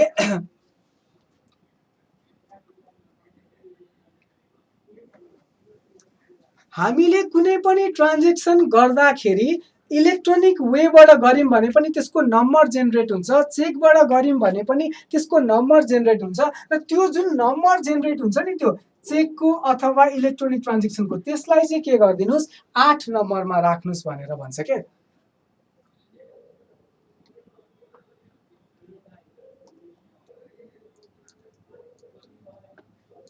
ठीक छ यति सकिन्छ। अब 9 नम्बरमा के भन्छ भने हेर्नुस् 9 नम्बर जुन छ यो भनेको चाहिँ रिमेनिङ ब्यालेन्स हो हाम्रो। भनेको यसलाई सजिलो तरिकाले बुझ्दा के हुने भो debit plus debit 4 plus 6 minus के हुने भो 5 र 7 भनेको जति पनि डेबिट ब्यालेन्स छ क्याशको र बैंकको त्यसलाई सम गर्दिनुस्, जति पनि क्रेडिट ब्यालेन्स छ क्याशको र बैंकको त्यसलाई पनि सम गर्नुस्, त्यो डेबिट ब्यालेन्सलाई क्रेडिट ब्यालेन्सबाट घटाइदिनुस्, जे आउँछ त्यसलाई के गर्नुस् 9 नम्बरमा लेखिदिनुस्। यहाँसम्म मलाई लाग्छ तपाईहरुलाई गाह्रो नहुनु पर्ने हो। अब सर त्यसपछाडी 10 नम्बरमा चाहिँ के गर्ने हेर्नुस् 10 र 11 यो जुन 10 र 11 छ यो भनेको चाहिँ बजेट खर्च तपाईको जुन हुन्छ त्यसको लेख्ने कुरा हो। भनेको मैले स्यालेरीको खर्च गरेको छु अरे अथवा मैले वेजेसको खर्च गरेको छु अरे अथवा मैले फर्निचर किनेको छु अरे कुनै पनि बजेट हेडमा जुन लेखेको छ 7 के हो भन्नुभयो यो 7 मा भनेको क्रेडिटको बैंकमा भएको क्रेडिट ब्यालेन्स यो प्लिज लेख्दै पनि जानुस् है। हुन त यो सबै नोटमा छ त्यही पनि लेख्दै पनि जानु। यसलाई मैले सिधै त्यहाँ लेख्ने फर्म भर्ने तरिकाबाट बुझाउन गाह्रो भयो त्यही भएर आफैले यो गराउँदाखेरि तपाईलाई सजिलो हुन्छ भनेर लेखेको। बजेट खर्चमा अब यहाँनेरि के गर्दिनुस् 10 नम्बरमा बजेट हेड नम्बरलाई हाल्दिनुस्। ठिक छ। 10 नम्बरमा भनेको जुन तपाईँले खर्च गर्नु भएको छ त्यसको बजेट हेड नम्बर चाहिँ लेखिदिनुहोस् र यहाँनेरि भनेको चाहिँ अमाउन्ट जति छ त्यो अमाउन्टलाई चाहिँ 11 नम्बरमा लेखिदिनुहोस्। ठिक छ। अब यदि तपाईँले कुनै पनि किसिमको पेस्कीहरू दिनुभएको छ भने यहाँ के गर्यौँ, बजेट खर्चको कुरा गर्यौँ। यहाँ भनेको यदि कुनै पनि किसिमको के दिनुभएको छ तपाईँले भन्दाखेरि एडभान्स, पेस्कीलाई के भन्छ, एडभान्स अथवा पेस्की दिनुभएको छ भने त्यसलाई के गर्नु पर्यो त हामीले भन्दाखेरि हामीले 12 र 13 नम्बरको कोलममा चाहिँ त्यो लेखिन्छ।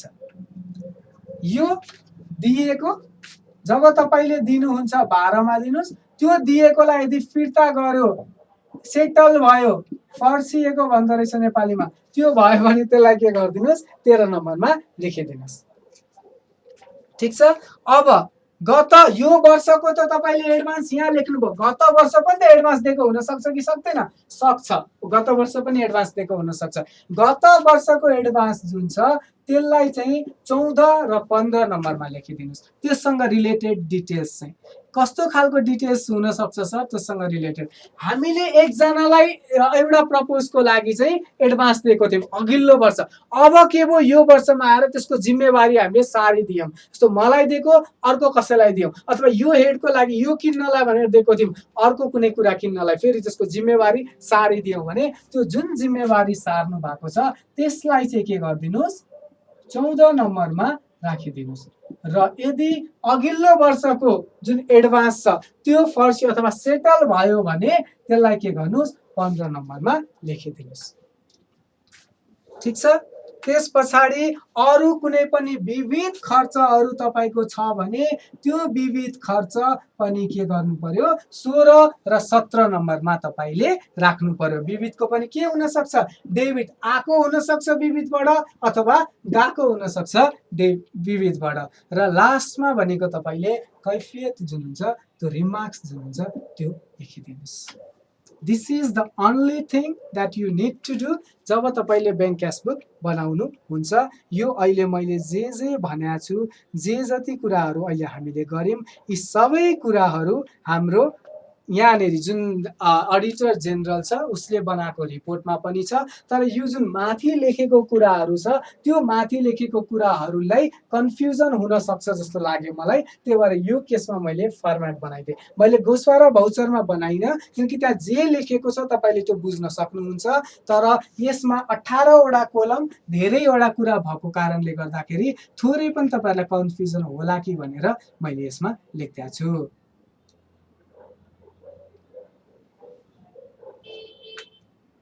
ठिक छ।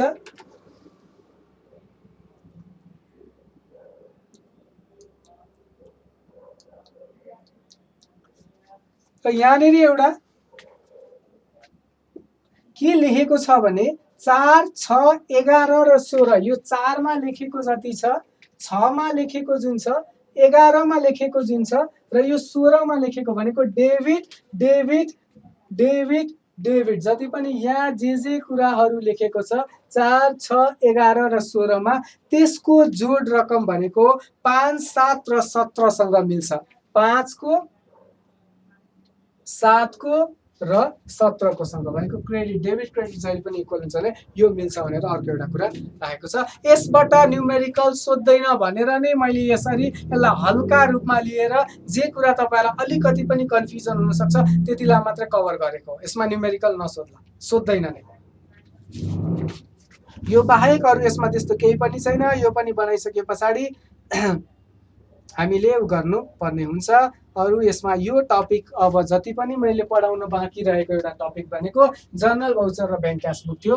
यति गरे पछाडि मैले सिलेबस वाइज तपाईँहरूको topic wise each and every कुरा सकेँ। तर अघि अर्पणजीले अकाउन्टको सकियो भन्दै हुनुहुन्थ्यो। अब केही कन्फ्युजन छ भने के गर्ने र अर्को मेजर यहाँ क्वेरी। अब यहाँसम्म आई होप तपाईँहरूलाई यो कुरा सजिलो भयो होला बुझ्नलाई। अरूको दुईटाको सजिलो थियो, मैले मेहनत गरिनँ। यसमा 18 वटा कोलममा एक वटा कोलमै बनाएर देखाइदिएको छु। यसमा सर यो सम्झिने तरिका कुनै छ कि छैन भन्नुहुन्छ भने एउटा वे छ है यसलाई सम्झिने।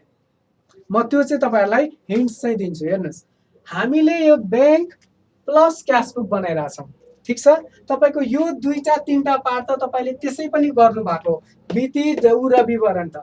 अब के गर्नु पर्यो, सबभन्दा पहिला ब्याङ्कको क्यासको डिटेल्स राख्नुभयो। ठिक छ, यो के भयो, क्यासको डिटेल्स राख्नुभयो।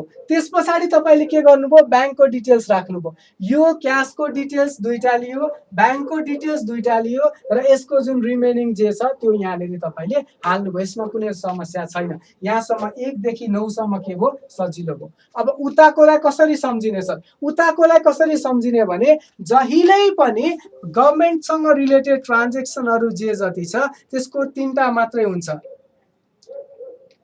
एउटा भनेको बजेट हेडसँग रिलेटेड ट्रान्जेक्सन भएको हुनु पर्यो, अर्को भनेको एडभान्ससँग रिलेटेड ट्रान्जेक्सन भएको हुनु पर्यो, र अर्को मिसेलेनियस एक्सपेन्सेसहरूसँग रिलेटेड ट्रान्जेक्सन हुनु पर्यो। यति 9वटा पढिसके पछाडि बाँकी 9मा हेर्नुहोस् त के छ, यसमा के छ, बजेटसँग रिलेटेड छ। यो वर्षको एडभान्स, यो त्यो वर्ष अघिल्लो वर्षको एडभान्स, भनेपछि बजेटसँग रिलेटेड, एडभान्ससँग रिलेटेड, र लास्टमा मिसेलेनियस एक्सपेन्सेससँग रिलेटेड। त्यसैले यो कन्फ्युजन, यो 18वटा कोलमलाई कसरी याद गर्ने भन्ने भएको छ भने डेट, पर्टिकुलर्स र जुन भाउचर नम्बर, यो 3टा सुरुमा याद गर्नुहोस्। त्यस पछाडि ब्याङ्कको डेबिट क्रेडिट, क्यासको डेबिट क्रेडिट, ब्याङ्कको डेबिट क्रेडिट, रिमेनिङ डेबिट क्रेडिटको डिटेल्सहरू, र एक्सपेन्सेसको पार्ट बजेटको, एडभान्सको 4वटा कोलम, र त्यस पछाडि विविधको 2टा कोलम, लास्टमा रिमार्क्स। त्यति मात्रै हो, यति नै हो हाम्रो सिलेबसमा। यो बाहेकको गभर्मेन्ट एकाउन्टिङको पार्टहरू सिलेबसमा केही छैन। तपाईँहरूलाई होइन मलाई सबै इन्फर्मेसन दिन्छु सरकारी भन्ने छ भने comptroller and auditor general of Nepal भन्ने र सर्च हान्नुहोस्, त्यहाँनिर जानुहोस्, त्यहाँ एउटा फर्म माले फर्म भनेर डाउनलोड गर्ने अप्सन्स आउँछ, त्यो डाउनलोड गर्नुहोस्। 200, 229, 290 कति पेजको PDF फाइल छ, त्यो पढ्नुहोस्। सबै फर्महरू तपाईँहरूले त्यहाँ देख्नुहुन्छ। पहिलाको नम्बर कति थियो, अहिलेको नम्बर कति थियो, यो फर्म पहिलोचोटि आएको हो या अगाडि पनि थियो, इच एन्ड एभ्री डिटेल्स त्यहीँबाट छ।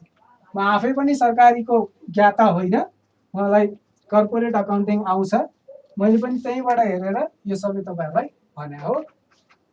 अब रह्यो MCQ को कुरा र बाँकी हाम्रो क्लासेसहरू कसरी गर्ने। सर एकाउन्टको टपिकमा अफिस एन्ड रेकर्ड म्यानेजमेन्ट पनि दिएछ, मैले त्यो पढाउँदिनँ। अफिस र रेकर्ड म्यानेजमेन्टसँग रिलेटेड भएको कारणले गर्दा प्रदीप सरले गराउनुहुन्छ है। अर्को अघि म एकचोटि अघि भन्दै थिएँ नि एउटा जोक, एउटा बुढा र बुढी थियो अरे के, म जेनरली यसरी मजाक त गर्दिनँ, भन्न मन लाग्यो मलाई। बुढा र बुढी थियो अरे, बुढाले बुढीलाई देख्नै नसक्ने, जति गरे पनि बुढीलाई देख्नै नसक्ने अरे, धेरैले गाली गर्ने। त्यो हुन्छ नि त्यो अलि कन्जर्भेटिभ सोचको मान्छे, बुढीलाई जहिले पनि गाली गर्नुपर्ने, म सुप्रिम हो भन्ने खालको पेट्रिया के भन्छ नि त्यो होइन। अनि उसले के गर्यो, बुढी बिचरा जहिले पनि मेहनत गर्ने र बुढालाई खुसी पार्नलाई धेरै एफर्ट लाउने रे, जति गरे पनि बुढा खुसी नहुने रे। अनि बुढा अफिसबाट आएछ, आए पछाडि बुढाले के भन्यो अरे भने खाजा के बनाएको छस् भनेर, अनि आज अन्डा मैले उसिन्दै आएको छु भनेर क्या बुढीले। सायद तपाईँहरूमा धेरैजनाले सुन्नुभएको होला, जसले सुन्नुभएको छ प्लिज सुन्नुहोस् है, मैले त्यसलाई किन भनेको भन्छु। अनि अन्डा उसिन्दिएको छु भनेर बुढा पुरै फायर भयो अरे, मलाई कस्तो उसिनेको अन्डा ल्याइछ यसले, मलाई फ्राई गरेको अन्डा खान मन थियो, उसिनेको अन्डा ल्याइछ यसले भनेर पुरै बुढीलाई गाली गरे। किनकि त गाली गर्ने नेचर हुन्छ नि त कसैको, जे गरे पनि चित्त नबुझाउने, अनि गाली गरे। त्यसरी बुढीले त अब त्यो दिन पनि बिचराको रोएरै बित्यो। अनि भोलिपल्ट के सोचिरह्यो भने मेरो बुढोलाई बिचरा खान मन लागेको रहेछ, फ्राई गरेको मैले उसिनेको गरिदिएँ, अब चाहिँ म उसिनेको होइन, आज चाहिँ म फ्राई गरिदिन्छु अन्डा भनेर भोलिपल्ट अन्डा फ्राई गर्दैछ। जसले सुन्नु भएको छ ठिक छ, नसुनेकोको लागि अनि फ्राई गरिदियो अरे। अफिसबाट आएर फ्राई गरेको अन्डा चुरा भुजिया मजाले दियो। अनि त्यो दिन के भन्छ नि, कस्तो फटा रहेछ, यस्तो मान्छे हुन्छ कोही, यसरी मलाई आज उसिनेको खाना मन थियो, यसले फ्राई गरेको खुवाई भनेर फेरि रिसाएर के भोलिपल्ट पनि होइन। अनि अब बुढी तनावमा भयो, किन हुन्छ नि जस्तो पार्टनरहरू त मिलेर बस्नु नै राम्रो हो नि त, झगडा गर्नु यताउता भन्दा पनि मिल्नु, आफ्नो मिसअन्डरस्ट्यान्डिङहरू सुधार्नु नै राम्रो हो नि त। अनि अब बुढीलाई त भोलिपल्ट नि गाली गर्यो बुढाले। अनि उसलाई कस्तो लाग्यो भने अब कि त बुढालाई फ्राई गरेको मन पर्ला अन्डा, कि त उसिनेको मन पर्ला, म दुइटै बनाइदिन्छु भनेर क्या एक दिन चाहिँ। अनि उसले के दुइटै बनाएपछि त्यो त गाली गर्ने बानी भएको छ, जे गरे पनि गाली गर्नु छ उसलाई त, उसको त नेचरै गाली गर्ने हो। अनि के भन्दैछ भने त्यो भनेछ भने त्यो बुढाले कस्तो फटा रहेछ यो उसिनेकोलाई चाहिँ फ्राई गरेर ल्या भन्ने सोच थियो मेरो, त्यो फ्राई गरेकोलाई चाहिँ उसिनेर ल्या भन्ने सोच थियो, यसले उल्टो गरी चाहिँ भनेर के। मैले यो किन भने मैले 12वटा 13वटा कति क्लास लिएँ, 12वटा क्लासमा मानौँ 12 टोटल भए 11वटा क्लास मैले इङ्ग्लिसमा लिएँ हो। यो 11वटा क्लास इङ्ग्लिसमा लिँदाखेरि मलाई नेपाली नजान्ने, म नेपालको देशद्रोही नै भइसकेको थिएँ। भाषा त आउँदैन जस्तो भयो, म देशद्रोही नै भइसकेको थिएँ। आज मैले के गरेँ, यो तरिका मैले इङ्ग्लिसमा नोट लेख्ने ओर्ने यताउता गरेर यतिको कुरा मैले इङ्ग्लिसमा लेख्न सक्छु। मेरो इङ्ग्लिस त्यति नराम्रो पनि छैन, तर मैले के सोचेँ नेपाली स्टुडेन्टलाई पनि जाँदा जाँदै चाहिँ त्यसले नेपालीमा पनि पढा है भन्ने हुन्छ नि त। भाइ आज 12th डेमा मैले के गरेँ, नेपालीमा अझ मैले आफूले पनि केही गर्न, त्यहाँ जे छ तपाईँहरूले त रट्न बुझ्न सक्नुहुन्छ नि त, जे छ त्यही लेखिदिनुहोस्, मार्क्स राम्ररी आउला। किनकि त्यो मैले भने होइन, त्यो नेपालको अडिटर जेनरलको कमिटी, त्यसले बनाएको कमिटीले भने होइन, पुरै नेपालीमा भनिदियो। एउटा कमेन्ट के आइदियो, सर सधैँ त अङ्ग्रेजीमा पढाउनुहुन्थ्यो, आज चाहिँ किन नेपालीमा पढाएको होइन। त्यही भएर केही मान्छेहरूलाई जे गरे पनि खुसी पार्न सकिँदैन। अब I am trying my best. आजको मैले नेपालीमा गर्नुको रिजनै के भने, मैले यसलाई नेपालीलाई सर र त्यसलाई त्यस्तो ठुलो कुरा छैन नि, हामीले आधी घन्टामा सक्यौँ, त्यसलाई अङ्ग्रेजीमा सर लेखेर आएर यो हो, किन मैले त लेख्नु मात्रै पर्थ्यो, बोल्दाखेरि त्यही कुराहरूलाई नेपालीमा भन्दा भइ नै हाल्थ्यो, गर्न सकिन्थ्यो। But what I failed is त्यो नगरौँ। एउटा कमसेकम एउटा त छ जसमा मैले नेपालीमै सबै कुरा भेटेको छु, कमसेकम नेपाली विद्यार्थीलाई है सरले गर्दैछ है नेपालीको लागि भन्ने होस् भनेर आई डिड। तर अब त्यही हो। एनिवेज, अब हामी फर्दर कसरी जाने हेर्नुहोस्। हिजो भर्खर एउटा नोटिफिकेसन आएको छ, आई डोन्ट नो त्यो तपाईँहरूलाई लागू हुन्छ कि हुँदैन, तर मलाई लाग्छ हुनुपर्ने हो।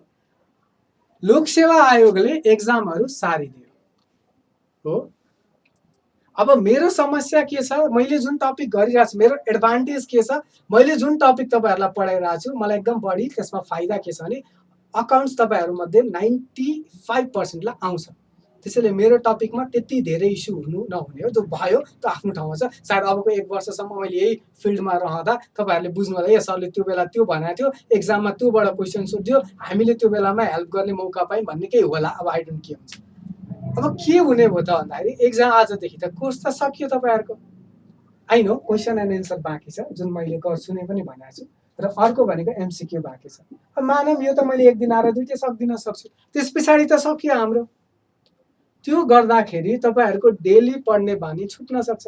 सो वाट आई एम सजेस्टिङ, म यो गर्छु भन्दिनँ है, तपाईँहरूलाई ठिक लाग्छ भने, मेरो टाइम त जान्छ, तपाईँहरूलाई ठिक लाग्छ भने हामीहरू के गरौँ भने हरेक दिन, हरेक हप्ता अथवा 15 दिनमा एकचोटि, डिपेन्डिङ अन माई अभाइबिलिटी, मेरो टाइम कतिको अभाइलेबल हुन्छ त्यो हेरेर 15 दिनमा, फोर्टनाइटमा एकचोटि, अथवा हरेक हप्ता शनिबारको दिन 8 बजेदेखि 8:30 अथवा 8:45 म युट्युबमा लाइभ जान्छु।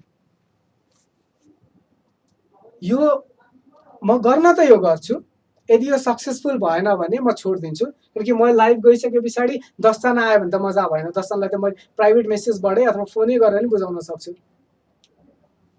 होइन।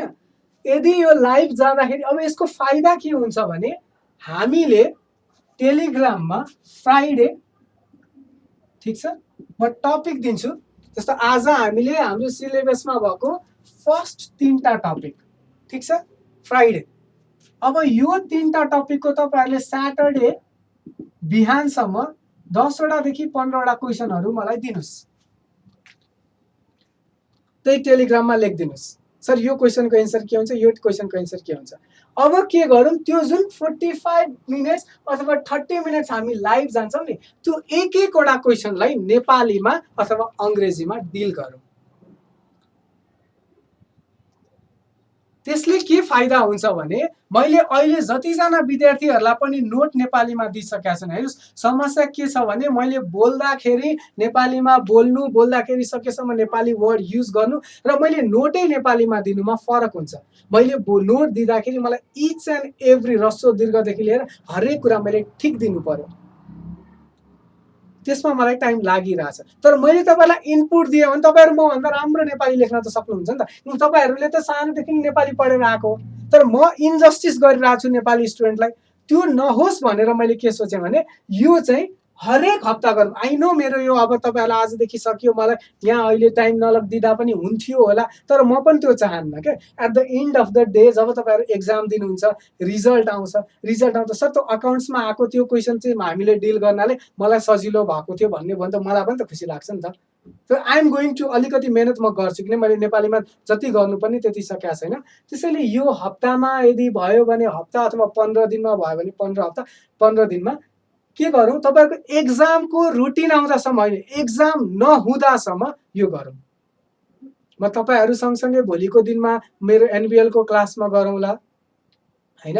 एनबिएललाई पनि म त्यही गर्छु। अनि यो जुन एमसिक्यूको लागि छ, यदि मिल्ने रहेछ भने त्यही यो जुन क्लास छ 8 देखि 8:30 को, म त्यहीँनिर क्वेसन एन्सर सँगसँगै एमसिक्यू पनि डिल गर्ने सोचिरहेको छु। यदि मैले स्क्रिनमा जसरी यहाँ डिस्प्ले हुन्छ नि त्यसरी डिस्प्ले गर्न सकेँ भने। तर यो I just thought about it, मलाई थाहा छैन यो कतिको सक्सेसफुल हुन्छ। कसैलाई मेरो नामैदेखि समस्या छ क्या, त्यही भएर अब त्यो क्याम्पेनै चल्छ फेरि सरको लाइभ नजाने त्यो हुन्छ हुँदैन थाहा छैन, बट लेट्स सी। म हेर्छु त्यहाँ, किन म घरमै हुन्छु, मैले त्यहाँ कतिजना अनलाइन आएको छन् के छन् मैले त्यहाँ हेर्छु। तर मैले आज हाम्रो के अरे सोमबार भयो, but I am thinking is यही शुक्रबारदेखि, किनकि मैले एउटा कुरा के फिल गरेको छु, मैले यो किन म यो आइडियामा आएँ भने मैले जति क्वेसनहरू भेटेको छु नि तपाईँहरूले त्योभन्दा धेरै क्वेसनहरू मलाई सोधिराख्नु भएको हुन्छ क्या। जबकि त्यसको मोरलेस पार्ट चाहिँ एउटै हो, एन्सर हामीले डिल गरेकै कुराहरू पर्छ, तर त्यसलाई घुमाइदिएको कारणले गर्दा कन्फ्युजन भइराखेको हुन्छ। आज ट्युसडे हो, यही फ्राइडे म त्यहाँ मेरो उसमा लेख्छु आज यो टपिक हामी भोलि गर्छौँ भनेर। एभ्री डे त हेर्नुहोस् म भ्याउँदिनँ, किन मेरो पनि म अरूतिर पनि बिजी छु होइन। जस्तो मैले तपाईँहरूलाई खुसी पार्न म हरेक दिन गराउँछु भनौँला भइदिन्छ कि 4 चोटि 5 चोटि गरेपछि मलाई मोनोटोनस हुन्छ क्या। अब म कहाँ यत्रो टाइम दिइरहेको छु। यो मेरो आफ्नो त मेरो उता अफिसको डेडलाइन मिस भयो अथवा यता अर्को कुरा डेडलाइन मिस भयो हुन्छ। त्यही भएर त्यो चाहिँ प्लिज आई रिक्वेस्ट, म डेली सक्दिनँ, म भ्याउँदिनँ पनि। हप्तामा एकचोटि शनिबारको दिन म पनि रेस्टमा हुन्छु है। त्यही भएर शनिबारको दिन 8 देखि 8:30 अथवा 8 देखि 8:45, त्योभन्दा बढी पनि नगरौँ, तपाईँहरूलाई फेरि अल्छी लाग्ला। अनि त्यो कसरी गरौँ भने लेट्स मेक इट अलि सिस्टमेटिक बनाऊँ। शुक्रबार आज मलाई यो टपिकको म गर्छु भनेर भन्छु। आज कौशलजी हुनुभएको भए अझ मजा आउँथ्यो, उहाँसँग क्वेसनको खानी छ। कौशलजी जस्तो मान्छेहरूले अरू क्वेसनहरू ल्याउनुहुन्छ, त्यस पछाडि त्यो क्वेसनहरू ल्याइसके पछाडि हामी त्यो क्वेसनलाई डिल गर्छौँ। मैले मात्रै डिल गर्दिनँ है। त तपाईँहरूले त्यहाँ त्यसको एन्सरहरू तपाईँहरूले कमेन्टमा गरिदिनुहोस्। त्यो हुँदा ग्रुप डिस्कसन जस्तो गरौँ क्या त्यसलाई। त्यो हुँदा मैले सकेसम्म म नेपाली शब्द, मैले नोट त दिइसकेको छु अङ्ग्रेजीमा, नेपाली शब्द युज गर्ने कोसिस गर्छु। अनि यही हप्तादेखि फ्राइडे नोटिस आउँछ टेलिग्राममा, स्याटरडे 8:30 देखि म अरू काम त्यो बेलासम्म सक्छु र आधी घन्टा नभए 45 मिनट्स हामी बस्छौँ, हामी त्यहाँ डिस्कसन गर्छौँ। अहिले तपाईँहरू मात्र हुनुहुन्छ कोर्स सकेको, तपाईँहरूलाई मात्रै पाउनुहुन्छ त्यो फेसिलिटी। भोलि अर्को ब्याच पनि मेरो सकिएला नेपाल ब्याङ्कको, अथवा अर्को कुनै ब्याचको पनि आउला, तिनीहरू पनि आउनुहुन्छ। धेरै क्वेसन आउँछ, धेरै रावडा नयाँ कुराहरू आउँछ र तपाईँहरूलाई एक्जाममा एटलिस्ट म के चाहन्छु भने एक्जाम अकाउन्टको दिँदाखेरि एमसिक्यू त हेर्नुहोस् जहाँबाट पनि आउन सक्छ, मेरो कन्ट्रोलमा छैन। हामीले यहाँ जति मैले पार्टहरू तपाईँहरूलाई पढाएको छु नि, अहिले जस्तो धेरै गफ दिएँ मैले, मेरो एक्सपिरियन्स हुँदा त्यहीबाट कताबाट घुसाइदिएला एमसिक्यू। तर पनि सकेसम्म एमसिक्यू पनि हामी गर्छौँ। त्यो बाहेक पनि जुन अरू 100 मार्क्सको थ्योरिटिकल क्वेसन भनेको 3-4वटा जति आउँछ अकाउन्ट्सबाट, त्यो थ्योरिटिकल क्वेसन चाहिँ तपाईँहरूले 3टै स्ट्यान्डर्ड तरिकाले लेख्नुहोस् भन्ने मेरो एक्सपेक्टेसन। यो भयो हाम्रो फर्दर प्लान।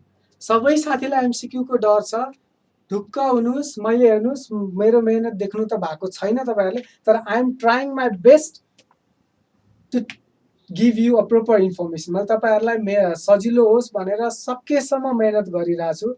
एमसिक्यू पनि म छोडेर जान्न, म सबै गराउँछु। एमसिक्यूको यदि त्यहीँ बसेर भयो भने त्यहीँबाट गर्दा हुन्छ, यदि भएन त्यहाँबाट त्यो स्क्रिनमा डिस्प्ले गर्न कसरी मैले थाहा पाउन सकिनँ भने म फेरि यहाँनिर हामी एमसिक्यूको लागि क्लास दिन्छ। तपाईहरुलाई म यसरी लेख्नु सुरुमा त्यस पछाडि यो पोइन्ट छ र म सकेसम्म त्यो क्लास गराउँदाखेरि मेरो इन्टेन्सन के हो भने नेपाली नोटको लागि त सजिलो होस् भनेर यत्रो भन्दैछु त। अनि मेरो इन्टेन्सन चाहिँ के हो भने तपाईहरुले एक्जाममा फेस गर्दाखेरि सकेसम्म हामीले देखेको क्वेसन नै होस्। भइदिइरहेको के छ भने कोही कोही स्टुडेन्टहरुसँग क्वेसनको खानी छ, नलेज छैन, लेख्न आउँदैन, लेखे पनि त्यो लेभलमा छैन। कोही कोही स्टुडेन्टलाई लेख्न आउँछ तर क्वेसन थाहा छैन। अनि एक्जाममा नआएको क्वेसन नथाहा पाएको क्वेसन आउँछ। त्यसैले हामी के गर्छौँ भने त्यो आधी घण्टामा डेली मतलब विकली हामीले पढेको कुराबाट कसरी त्यो कभर हुन्छ त्यो कुरा हेर्छौँ। अब आज अलिकति 7 बजेसम्म हामी क्लास पनि ढिलै भयो। एउटा कुरा मैले छोडेको पार्ट यो त भयो हाम्रो फर्दर हामीले प्लान कसरी गर्छौँ। ढुक्क हुनुहोस्। तपाईहरुले यदि जस्तो 10 जना आउनुभयो भने यो प्रोग्राम मात्रै उसमा नै मेसेज एउटा गरिदिएर इन्ड गरिदिन्छु म। यदि त्यहाँ राम्रो पार्टिसिपेसन भयो भने मेरो हप्ताको 10 आधी घण्टामा जहिले पनि यो पढाउनको लागि म दिन्छु। अब रह्यो सबै कुरा छ त हामीले अहिलेसम्म मैले पढाएको कुराहरू केही छुटेको छ त तपाईहरुलाई कतिको याद छ मैले एउटा कुरा अहिलेसम्म पढाएको छुइनँ। मैले तपाईहरुले मलाई सोध्नु पनि भएको थियो अफ ब्यालेन्स सिट आइटमको बारेमा सर तपाईले किन भन्दिनु भएन। मैले मेरो नोटमा त आई थिंक त्यो कुरा हाल्या होला, कति जनालाई याद छ अफ ब्यालेन्स सिट आइटम। अब अफ ब्यालेन्स सिट आइटमको पनि यो ब्यालेन्स सिटको पार्ट हो। मैले एउटा यो पार्ट छोडेको छु, आज लास्ट डे यसलाई पनि कभर गरौँ। बुझ्नुस् अफ ब्यालेन्स सिट आइटम भने के हो। मैले भनेको थिएँ अस्ति आफैले पनि बढी क्वेसन गरेको पनि राम्रो होइन नि सर। लोकसेवालाई के चाहिन्छ त्यही लिमिट भित्र हामी क्वेसन गर्छौं। सो तपाईलाई बढी क्वेसन नगर्दिए नत्र क्वेसनको स्टक नै छ हैन। यस्तो भने मैले जस्तो हामीले तपाईहरुले मलाई जुन क्वेसनहरु दिनुहुन्छ नि मैले त्यो क्वेसन नै सिधै तपाईहरुले दिनुभयो त्यसैलाई त 30 मिनेट हामी डिस्कस गर्छौं भन्ने होइन के। म त्यो क्वेसनलाई फिल्टर गर्छु। त्यसमध्ये जस्तो हामीले 30 मिनेटमा कतिवटा क्वेसन हेर्न सकौँला, 6 वटा धेरै भयो। त्यो 6 वटा क्वेसनहरु हामी जस्तो मान्नुस् फ्राइडेको दिन मैले बुक किपिङ र ट्रायल ब्यालेन्सलाई कभर गर्छु भनेर। अब यो बुक किपिङ र ट्रायल ब्यालेन्सको तपाईहरुले 1000 वटा क्वेसन ल्याइदिनुहुन्छ अथवा 10 15 20 25 वटा ल्याउनु होला। त्यहाँबाट म राम्रो मैले पढाउँदाखेरि कभर नगरेको 5 वटा क्वेसन छान्छु र त्यो 5 वटा क्वेसन चाहिँ डिस्कस गरौँला।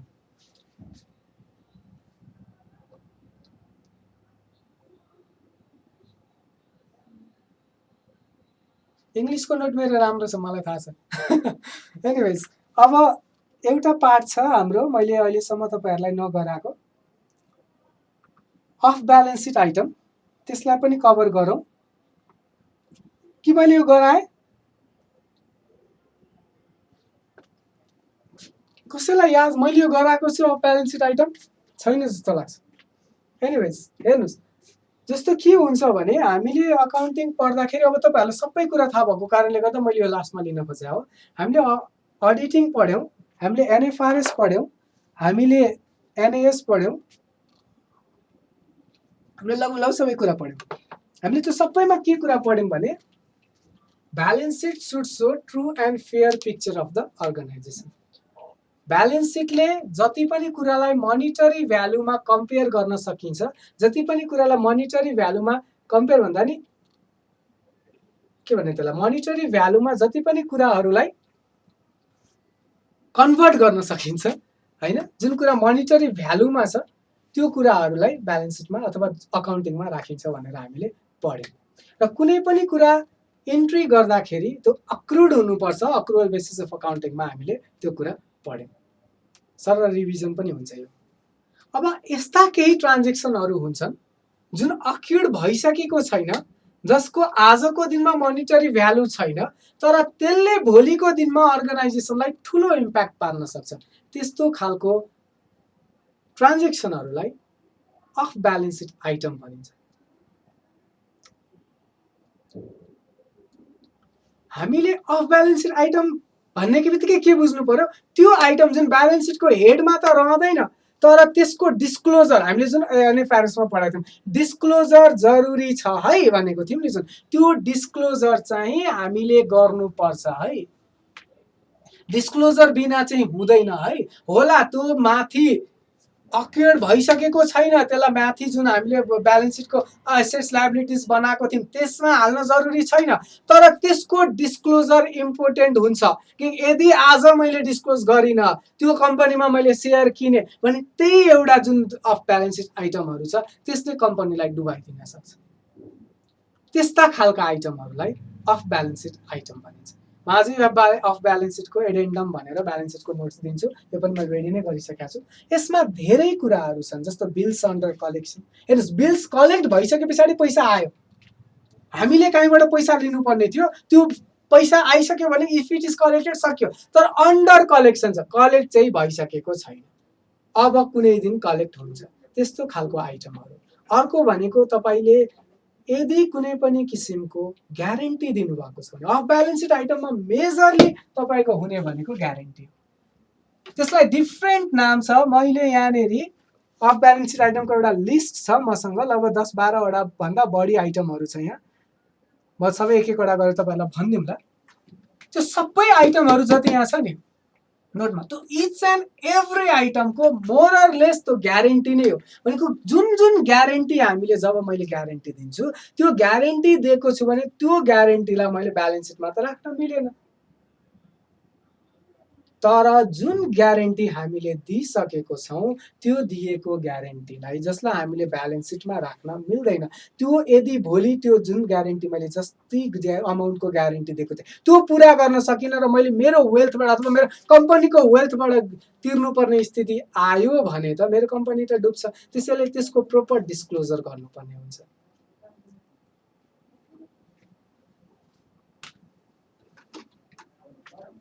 एनआरबी डाइरेक्टिभमा पनि अफ ब्यालेन्स सिट आइटम छ भने त त्यहाँबाट पढ्दा पनि हुन्छ। अर्को भनेको फरवर्ड एक्सचेन्जको कन्ट्र्याक्टहरू। अब फरवर्ड एक्सचेन्ज भने के हो सर? फरवर्ड एक्सचेन्ज भने के हुन्छ, तपाईँहरूले सेयरमा धेरैजनाले लगानी गर्नुभएको होला। सेयरमा दुई किसिमको मार्केट हुन्छ, एउटा डेरिभेटिभ मार्केट भन्छ, अर्को एउटा करेन्सी मार्केट भन्छ। त्यो जति पनि डेरिभेटिभ मार्केट छ त्यो डेरिभेटिभ मार्केटमा चाहिँ हामीले जुन मेन मार्केट छ हाम्रो, त्यो मेन मार्केटमा हामीलाई घाटा अथवा नाफा नहोस् भनेर आजको दिनमा नै भोलिको लागि हामीले के गर्छौँ, हेज गर्छौँ। यो लेभलमा तपाईँहरूले हेज यताउता बुझ्नु होला नहोला, सायद तपाईँहरूले ब्याङ्किङ डिरेक्टिभ्सहरूमा पनि पढ्नु भएको होला। हेज भनेको भोलिको दिनको लसलाई आज नै कभर गर्न खोज्छौँ। मैले आज नै के गर्छु भने, मलाई मान्नुहोस् मलाई अस्ट्रेलिया जानु छ, म अस्ट्रेलिया जाँदैछु चैतमा, चैतको 30 गते म अस्ट्रेलिया जाँदैछु, मलाई $2000 चाहिएको छ। आजको करेन्सी रेट भन्दा चैतमा गएर बढ्छ भन्ने भयो भने म आज नै बसेर के गर्छु, चैतको 30 गतेको फरवर्ड कन्ट्र्याक्ट किन्छु। अब हेर्नुहोस्, यो फरवर्ड कन्ट्र्याक्ट मैले जुन किनेको छु यो आज त मेटेरियलाइज त भएको छैन नि त, चैतको लागि हो नि त, भनेको भोलिको लागि हो नि त। तर यस्तो धेरै फरवर्ड कन्ट्र्याक्ट किनेको छ भने त्यो कम्पनीले डिस्क्लोज गरेन भने, यो यदि यसमा धेरै लस भयो भने कम्पनी डुब्न सक्छ। त्यसैले हामी त नेपालमा सानो कम्पनीहरूको कुरा गर्छौँ, जुन ठुलो ठुलो कम्पनी उसले त वर्ल्ड वाइड बिजनेस गरिरहेछ, डलर यदि झऱ्यो भने त कति कम्पनी त कोल्याप्सै होला। त्यस्तो खालको कम्पनीहरूले फरवर्ड कन्ट्र्याक्ट जुन गरेको छन् तिनीहरूले के गर्नुपर्छ, त्यसलाई अफ ब्यालेन्स सिट आइटममा राख्नुपर्छ। अर्को लेटर अफ क्रेडिट। यो त तपाईँहरू ब्याङ्कको स्टुडेन्ट हो, मैले तपाईँलाई के बुझाउने। लेटर अफ क्रेडिट भने के हो, मलाई सामान किन्नु छ, हामीले अहिले भर्खर पनि एउटा एलएलसी खोल्नु पर्ला भन्ने सोचिरहेको थियौँ। अब मलाई सामान किन्नुपर्ने छ, मलाई बाहिरबाट किन्नुपर्ने छ भने के गर्छ त भन्दाखेरि चाहिँ ब्याङ्कले चाहिँ मेरो लागि ठिकै छ तपाईँ अहिले यसो गर्नुहोस्, मलाई थोरै सर्भिस दिनुहोस्, म तपाईँको लागि उ गरिदिन्छु होइन, राखिदिन्छु, ग्यारेन्टी बस्दिन्छु भनेर भने त हुन्छ। हो त्यस्तो खालको ग्यारेन्टी जुन उसले मेरो लागि बस्दिन्छ, त्यसमा हामीले पहिला नै के गर्छौँ, लेटर अफ क्रेडिट खोल्छौँ, ब्याङ्कले ग्यारेन्टी बस्दिन्छ, मैले उतातिर गएर सामान किन्छु, उसले मेरो ब्याङ्कको ग्यारेन्टीको बेसिसमा मलाई सामान दिन्छ र त्यसरी मैले ब्याङ्कलाई पैसा दिन्छु, ब्याङ्कले मलाई पैसा दिन्छ। अब त्यो पनि के हो, एक किसिमको ग्यारेन्टी नै हो। अर्को भनेको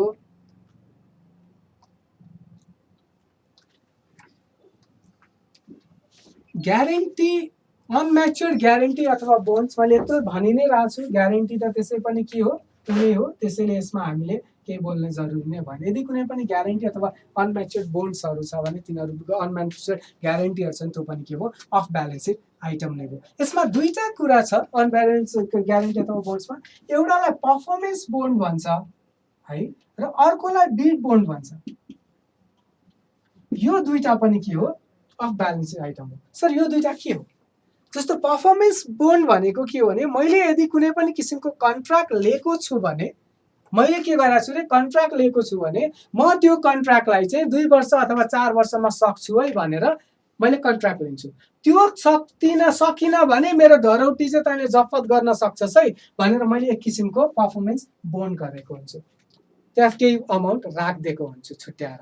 यदि मैले त्यो बेलासम्म उसलाई सर्भिस दिन सकिनँ भने। अर्को भनेको मैले टेन्डरहरू गर्दाखेरि जहिले पनि मैले के गर्नुपर्छ थोरै पैसा त्यो टेन्डरको केही निश्चित भ्यालुलाई चाहिँ बोन्ड जस्तो गरेर छुट्याएर राखेको हुनुपर्छ। यदि हामीले के गर्यौँ भने भन्दाखेरि त्यो लिइसके पछाडि पे गर्न छोड्यौँ भने त्यस्तो खालको जुन हुन्छ बिड बोन्ड र पर्फर्मेन्स बोन्डहरू त्यो यदि तपाईँले पर्फर्मेन्स दिनुभयो तपाईँले पैसा तिर्नु भयो भने त समस्या भएन। तिर्नु भएन पर्फर्मेन्स टाइममा दिनु भएन भने त्यो जफत हुन्छ। त्यसैले यो आजको टाइममा लायबिलिटी होइन तर काम भएन भने के हुनसक्छ लायबिलिटी हुनसक्छ। त्यसैले यसलाई पनि हामीले के गर्छौँ अफ ब्यालेन्स सिट आइटम भनेर भन्छौँ। ठिक छ।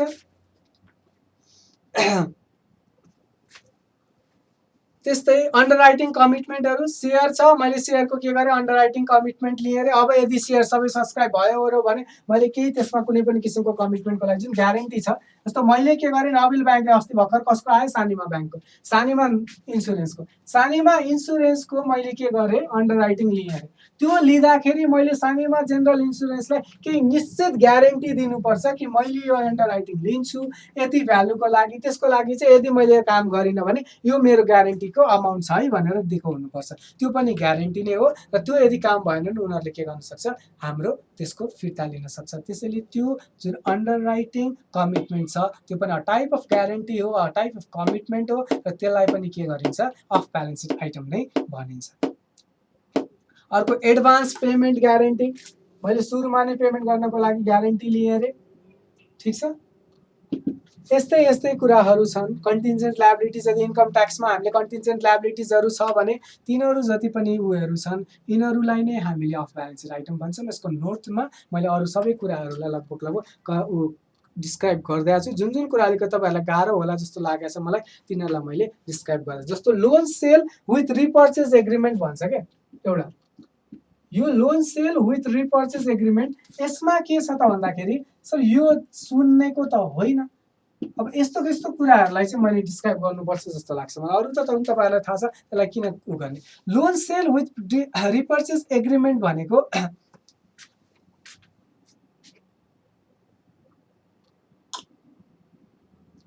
मैले के गर्छु भने सुरुमै केही कुरा लोनलाई चाहिँ मैले बेच्छु र म त पार्टीलाई के भन्छ म त किन्छु भोलि तँबाट।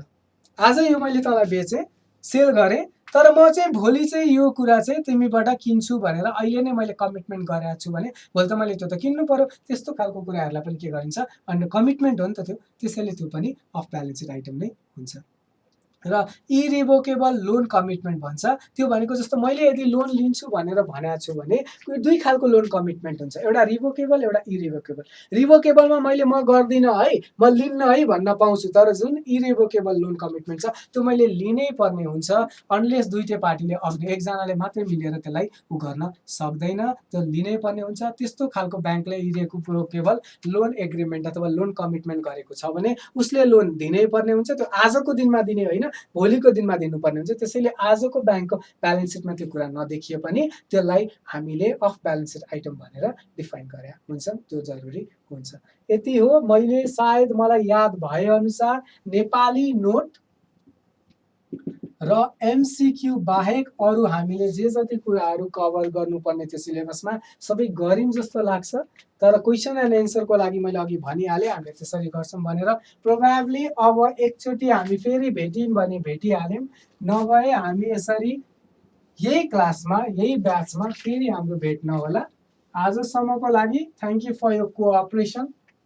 It was a wonderful journey. अलिअलि केही कुराहरू गजाङ गुजुङ पनि भयो।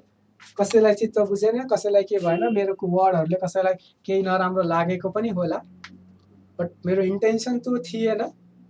मैले नराम्रो भन्न पनि खोजेको थिइनँ, गर्न पनि खोजेको थिइनँ, बट एट टाइम्स एउटा लेभलमा पुगे पछाडि एक लेभलको रेस्पेक्ट खोजिँदो रहेछ। त्यो नपाइसके पछाडि अलिकति चित्त नबुझ्दो रहेछ। सायद त्यही चित्त नबुझ्ने कारणले गर्दाखेरि केही कुराहरू भने होला मैले। त्यसलाई प्लिज इस्यु नबनाइदिनुहोस्। तपाईँहरूको चित्त दुखेको छ भने मेरो इन्टेन्सन त्यो होइन। म अझै पनि हाम्रो क्लास अफिसियल्ली एमसिक्यू छ, मलाई थाहा छ, अफिसियल्ली सकिए पनि एमसिक्यूको लागि यदि घरबाट मिलेन भने म आउँछु। नेपाली नोट म सकेसम्म दिन्छु। भवानीजी मैले क्लास गर्छु भनेको थिएँ। मैले त्यही एउटा क्लास गरेर क्वेसन एन्सर सक्नुभन्दा हरेक हप्ता आधी घन्टा हामीले क्वेसन एन्सरकै लागि टाइम दियौँ भने त्यो प्रभावकारी होला भनेर मैले नयाँ अप्रोच ल्याउन खोजेँ हो। दसैँको तपाईँहरू सबैजनालाई धेरै धेरै शुभकामना। मेरो फेसबुकमा तपाईँहरूले कुनै पनि लजिकल क्वेरीहरू, कुनै पनि हाम्रो पढाइसँग रिलेटेड क्वेरीहरू छ भने सोधिदिनुहोस्, म हेल्प गर्छु। तपाईँहरूले मलाई पढाइको मात्रै होइन, तपाईँहरूको अफिसमा कुनै पनि किसिमको अकाउन्टिङ गर्दा गर्दै केही समस्या भयो, जस्तो अस्ति एकजना साथीले ड्यु डिलिजेन्सको कुरा सोध्दै हुनुहुन्थ्यो, त्यस्तो खालको कुनै पनि कुराहरू, इन्टर्नल अडिट र एक्सटर्नल अडिटको कुराहरू सोध्दै हुनुहुन्थ्यो, केही पनि कुराहरूमा प्रब्लम भयो जुन मलाई आउँछ भने प्लिज सोधिदिनुहोस्। म तपाईँहरूलाई पर्सनल्ली हेल्प गर्न तयार छु, म हेल्प गर्छु पनि। अहिलेसम्मको लागि तपाईँहरूले सुरुमा अलिकति धेरै नै त्यो म प्रति डिससेटिस्फ्याक्सन भयो। त्यस पछाडि केही हदसम्म तपाईँहरूको डिससेटिस्फ्याक्सन कम भएको हो जस्तो पनि लाग्यो। फेरि पनि त्यस्तै भयो, जे जस्तो भयो। सायद तपाईँहरूमध्ये नै कतिजनाले फेरि पनि क्लासेसहरू लिँदै जानु होला, अर्को हाम्रो क्लास लिनु होला। त्यो क्लास लिँदाखेरि 1 वर्ष पछाडि अथवा अबको 4-5वटा एटेम्प्ट पछाडि अथवा यो जुन रेगुलर क्लासेसहरू हुँदै गए पछाडि तपाईँहरूलाई कति मैले भनेको कुराहरू, मैले दिएको नोटहरू, अच्छा यो यहाँनिर यसरी हेल्प हुने रहेछ, यो क्वेसन आउँदा यसरी हेल्प हुने रहेछ भन्ने होला। कति मैले तपाईँहरूलाई दिएको नोटमा नै त्यो जति मैले एफर्ट लाउनुपर्ने, जुन इम्पोर्टेन्ट टपिक हाल्नुपर्ने त्यो नहालेको हुनसक्छ। It is a learning process. म त्यहाँ केही कुरा थप्नुपर्ने भयो जस्तो लाग्यो भने नोटहरू थप्दै जाउँला। मैले हरेक नोट जुन थप्छु नयाँ ब्याचमा गएपछि अथवा आफैलाई फिल भएर, जस्तो यो आधी घन्टा कहिले जुन फिल भयो त्यस्तो केही भयो भने मेरो टेलिग्राममा I will always update it. म मेरो टेलिग्राममा नयाँ नोट पनि हालिदिन्छु, त्यहाँबाट पनि तपाईँहरूले लिन सक्नुहुन्छ। नेपालीको लागि I am so grateful to Nepal Loksewa आयोगलाई धेरै धन्यवाद भन्न चाहन्छु। मैले अहिलेसम्म दिएको थिइनँ होइन, अलिकति मसँग अझै पनि टाइम पाएको छु, त्यो पनि म दिन्छु। तर मैले नेपालीको नोट कहीँबाट छापेर सट्ट दिनुभन्दा पनि मैले अङ्ग्रेजीको नोट, मलाई लाग्छ मैले राम्रो नोट दिएको छु। यदि त्यो नोट हेरेर आफ्नो लेख्ने कला लगायो भने, अर्को त एउटा हुन्छ क्वेसन एन्सर तरिकाले दिने, त्यसरी त छैन। यदि मेरो नोटलाई बेस बनाएर कसैबाट खोजेर आफूले म लेख्छु, मेरो राइटिङ एबिलिटी बढाउँछु भन्ने कसैले सोचेको छ, त्यसरी गरेर आई थिङ्क मेरो इङ्ग्लिसको नोट राम्रो छ। त्यही लेभलको, कमसेकम त्यही लेभल अथवा त्योभन्दा बेटर होस् भन्ने नेपालीको थियो। त्यो मैले सकिरहेको छैन, अनेस्टली भन्दा मैले अगाडिदेखि भनिरहेको हो, त्यसमा लुकाउने कुरा छैन। म जब जब रेडी हुँदै जान्छ म तब तब त्यसलाई मेरो टेलिग्राममा हाल्दै जान्छु। Thank you every one. आज आई डोन्ट नो कतिजनाले क्लास हेरिराख्नु भएको छ, सबैजनालाई धेरै धेरै धन्यवाद। अहिले यो लास्ट क्लास अफिसियल्ली भए पनि अनअफिसियल्ली हामीहरू यस्तै अनलाइन मिडियमबाट, डिफ्रेन्ट अरू मिडियमबाट पनि कनेक्टेड हुन्छौँ। म फेरि पनि भन्दैछु, 2-4जना भाइ बहिनीहरू हुनुहुन्छ टेलिग्राममा गफ गर्नुहुन्छ, मलाई पर्सनल मेसेजहरू पनि आइरहेछ, सर त्यो मेसेजले हामीलाई डिस्टर्ब हो भनेर। जसलाई टेलिग्रामको कन्भर्सेसनले डिस्टर्ब भएको छ प्लिज तपाईँहरू म्युट गरिदिनुहोस्। म के कुरामा विश्वास गर्छु भने बिहानदेखि बेलुकासम्म रात दिन पढेर तपाईँ कहीँ पुग्नुहुन्न। तपाईँ यति पढ्नुहोस् र यति माइन्ड फ्रेस राख्नुहोस् कि तपाईँहरूले पढेको कुरा तपाईँको माइन्डमा जाओस्। तपाईँहरू पढै हुनुहुन्छ र तपाईँको माइन्डमा गयो जस्तो लागिरहेछ, तर तपाईँको माइन्ड फ्रेस छैन भने you are not going to achieve anything. त्यसैले त्यहाँ अलिअलि गफ गर्ने मान्छेलाई गफ गर्न दिनुहोस्, तपाईँहरू पनि त्यो कन्भर्सेसनमा सपोर्ट गरिदिनुहोस्। अझ म त भन्छु तपाईँहरूमध्ये धेरैजना मान्छेहरू धेरै राम्रो पढ्ने, मलाई डाइरेक्टली मेसेज जो गरिराख्नु भएको छ, तपाईँहरूले चाहिँ त्यहाँनिर अरू पढ्नेको विषयको पनि कुराहरू हालिदिनुहोस्। सबैजनालाई ह्याप्पी दसैँ। हाम्रो सहकार्य रहिरहन्छ। क्वेरीहरू प्लिज फेसबुक, टेलिग्राम, अरू डिफ्रेन्ट सोर्सेसहरूमा पठाइदिनु होला। I am so grateful to you, यो अपर्च्युनिटी र यो तपाईँहरूले मलाई दिएको सपोर्टको लागि। This is all. अब हाम्रो एमसिक्यूको लागि हाम्रो फेरि भेट भयो भने हुन्छ, नभए यदि घरैबाट त्यसरी हाम्रो विकलीमा मिल्यो भने हामी त्यहीँबाट गर्छौँ। Thank you, by by.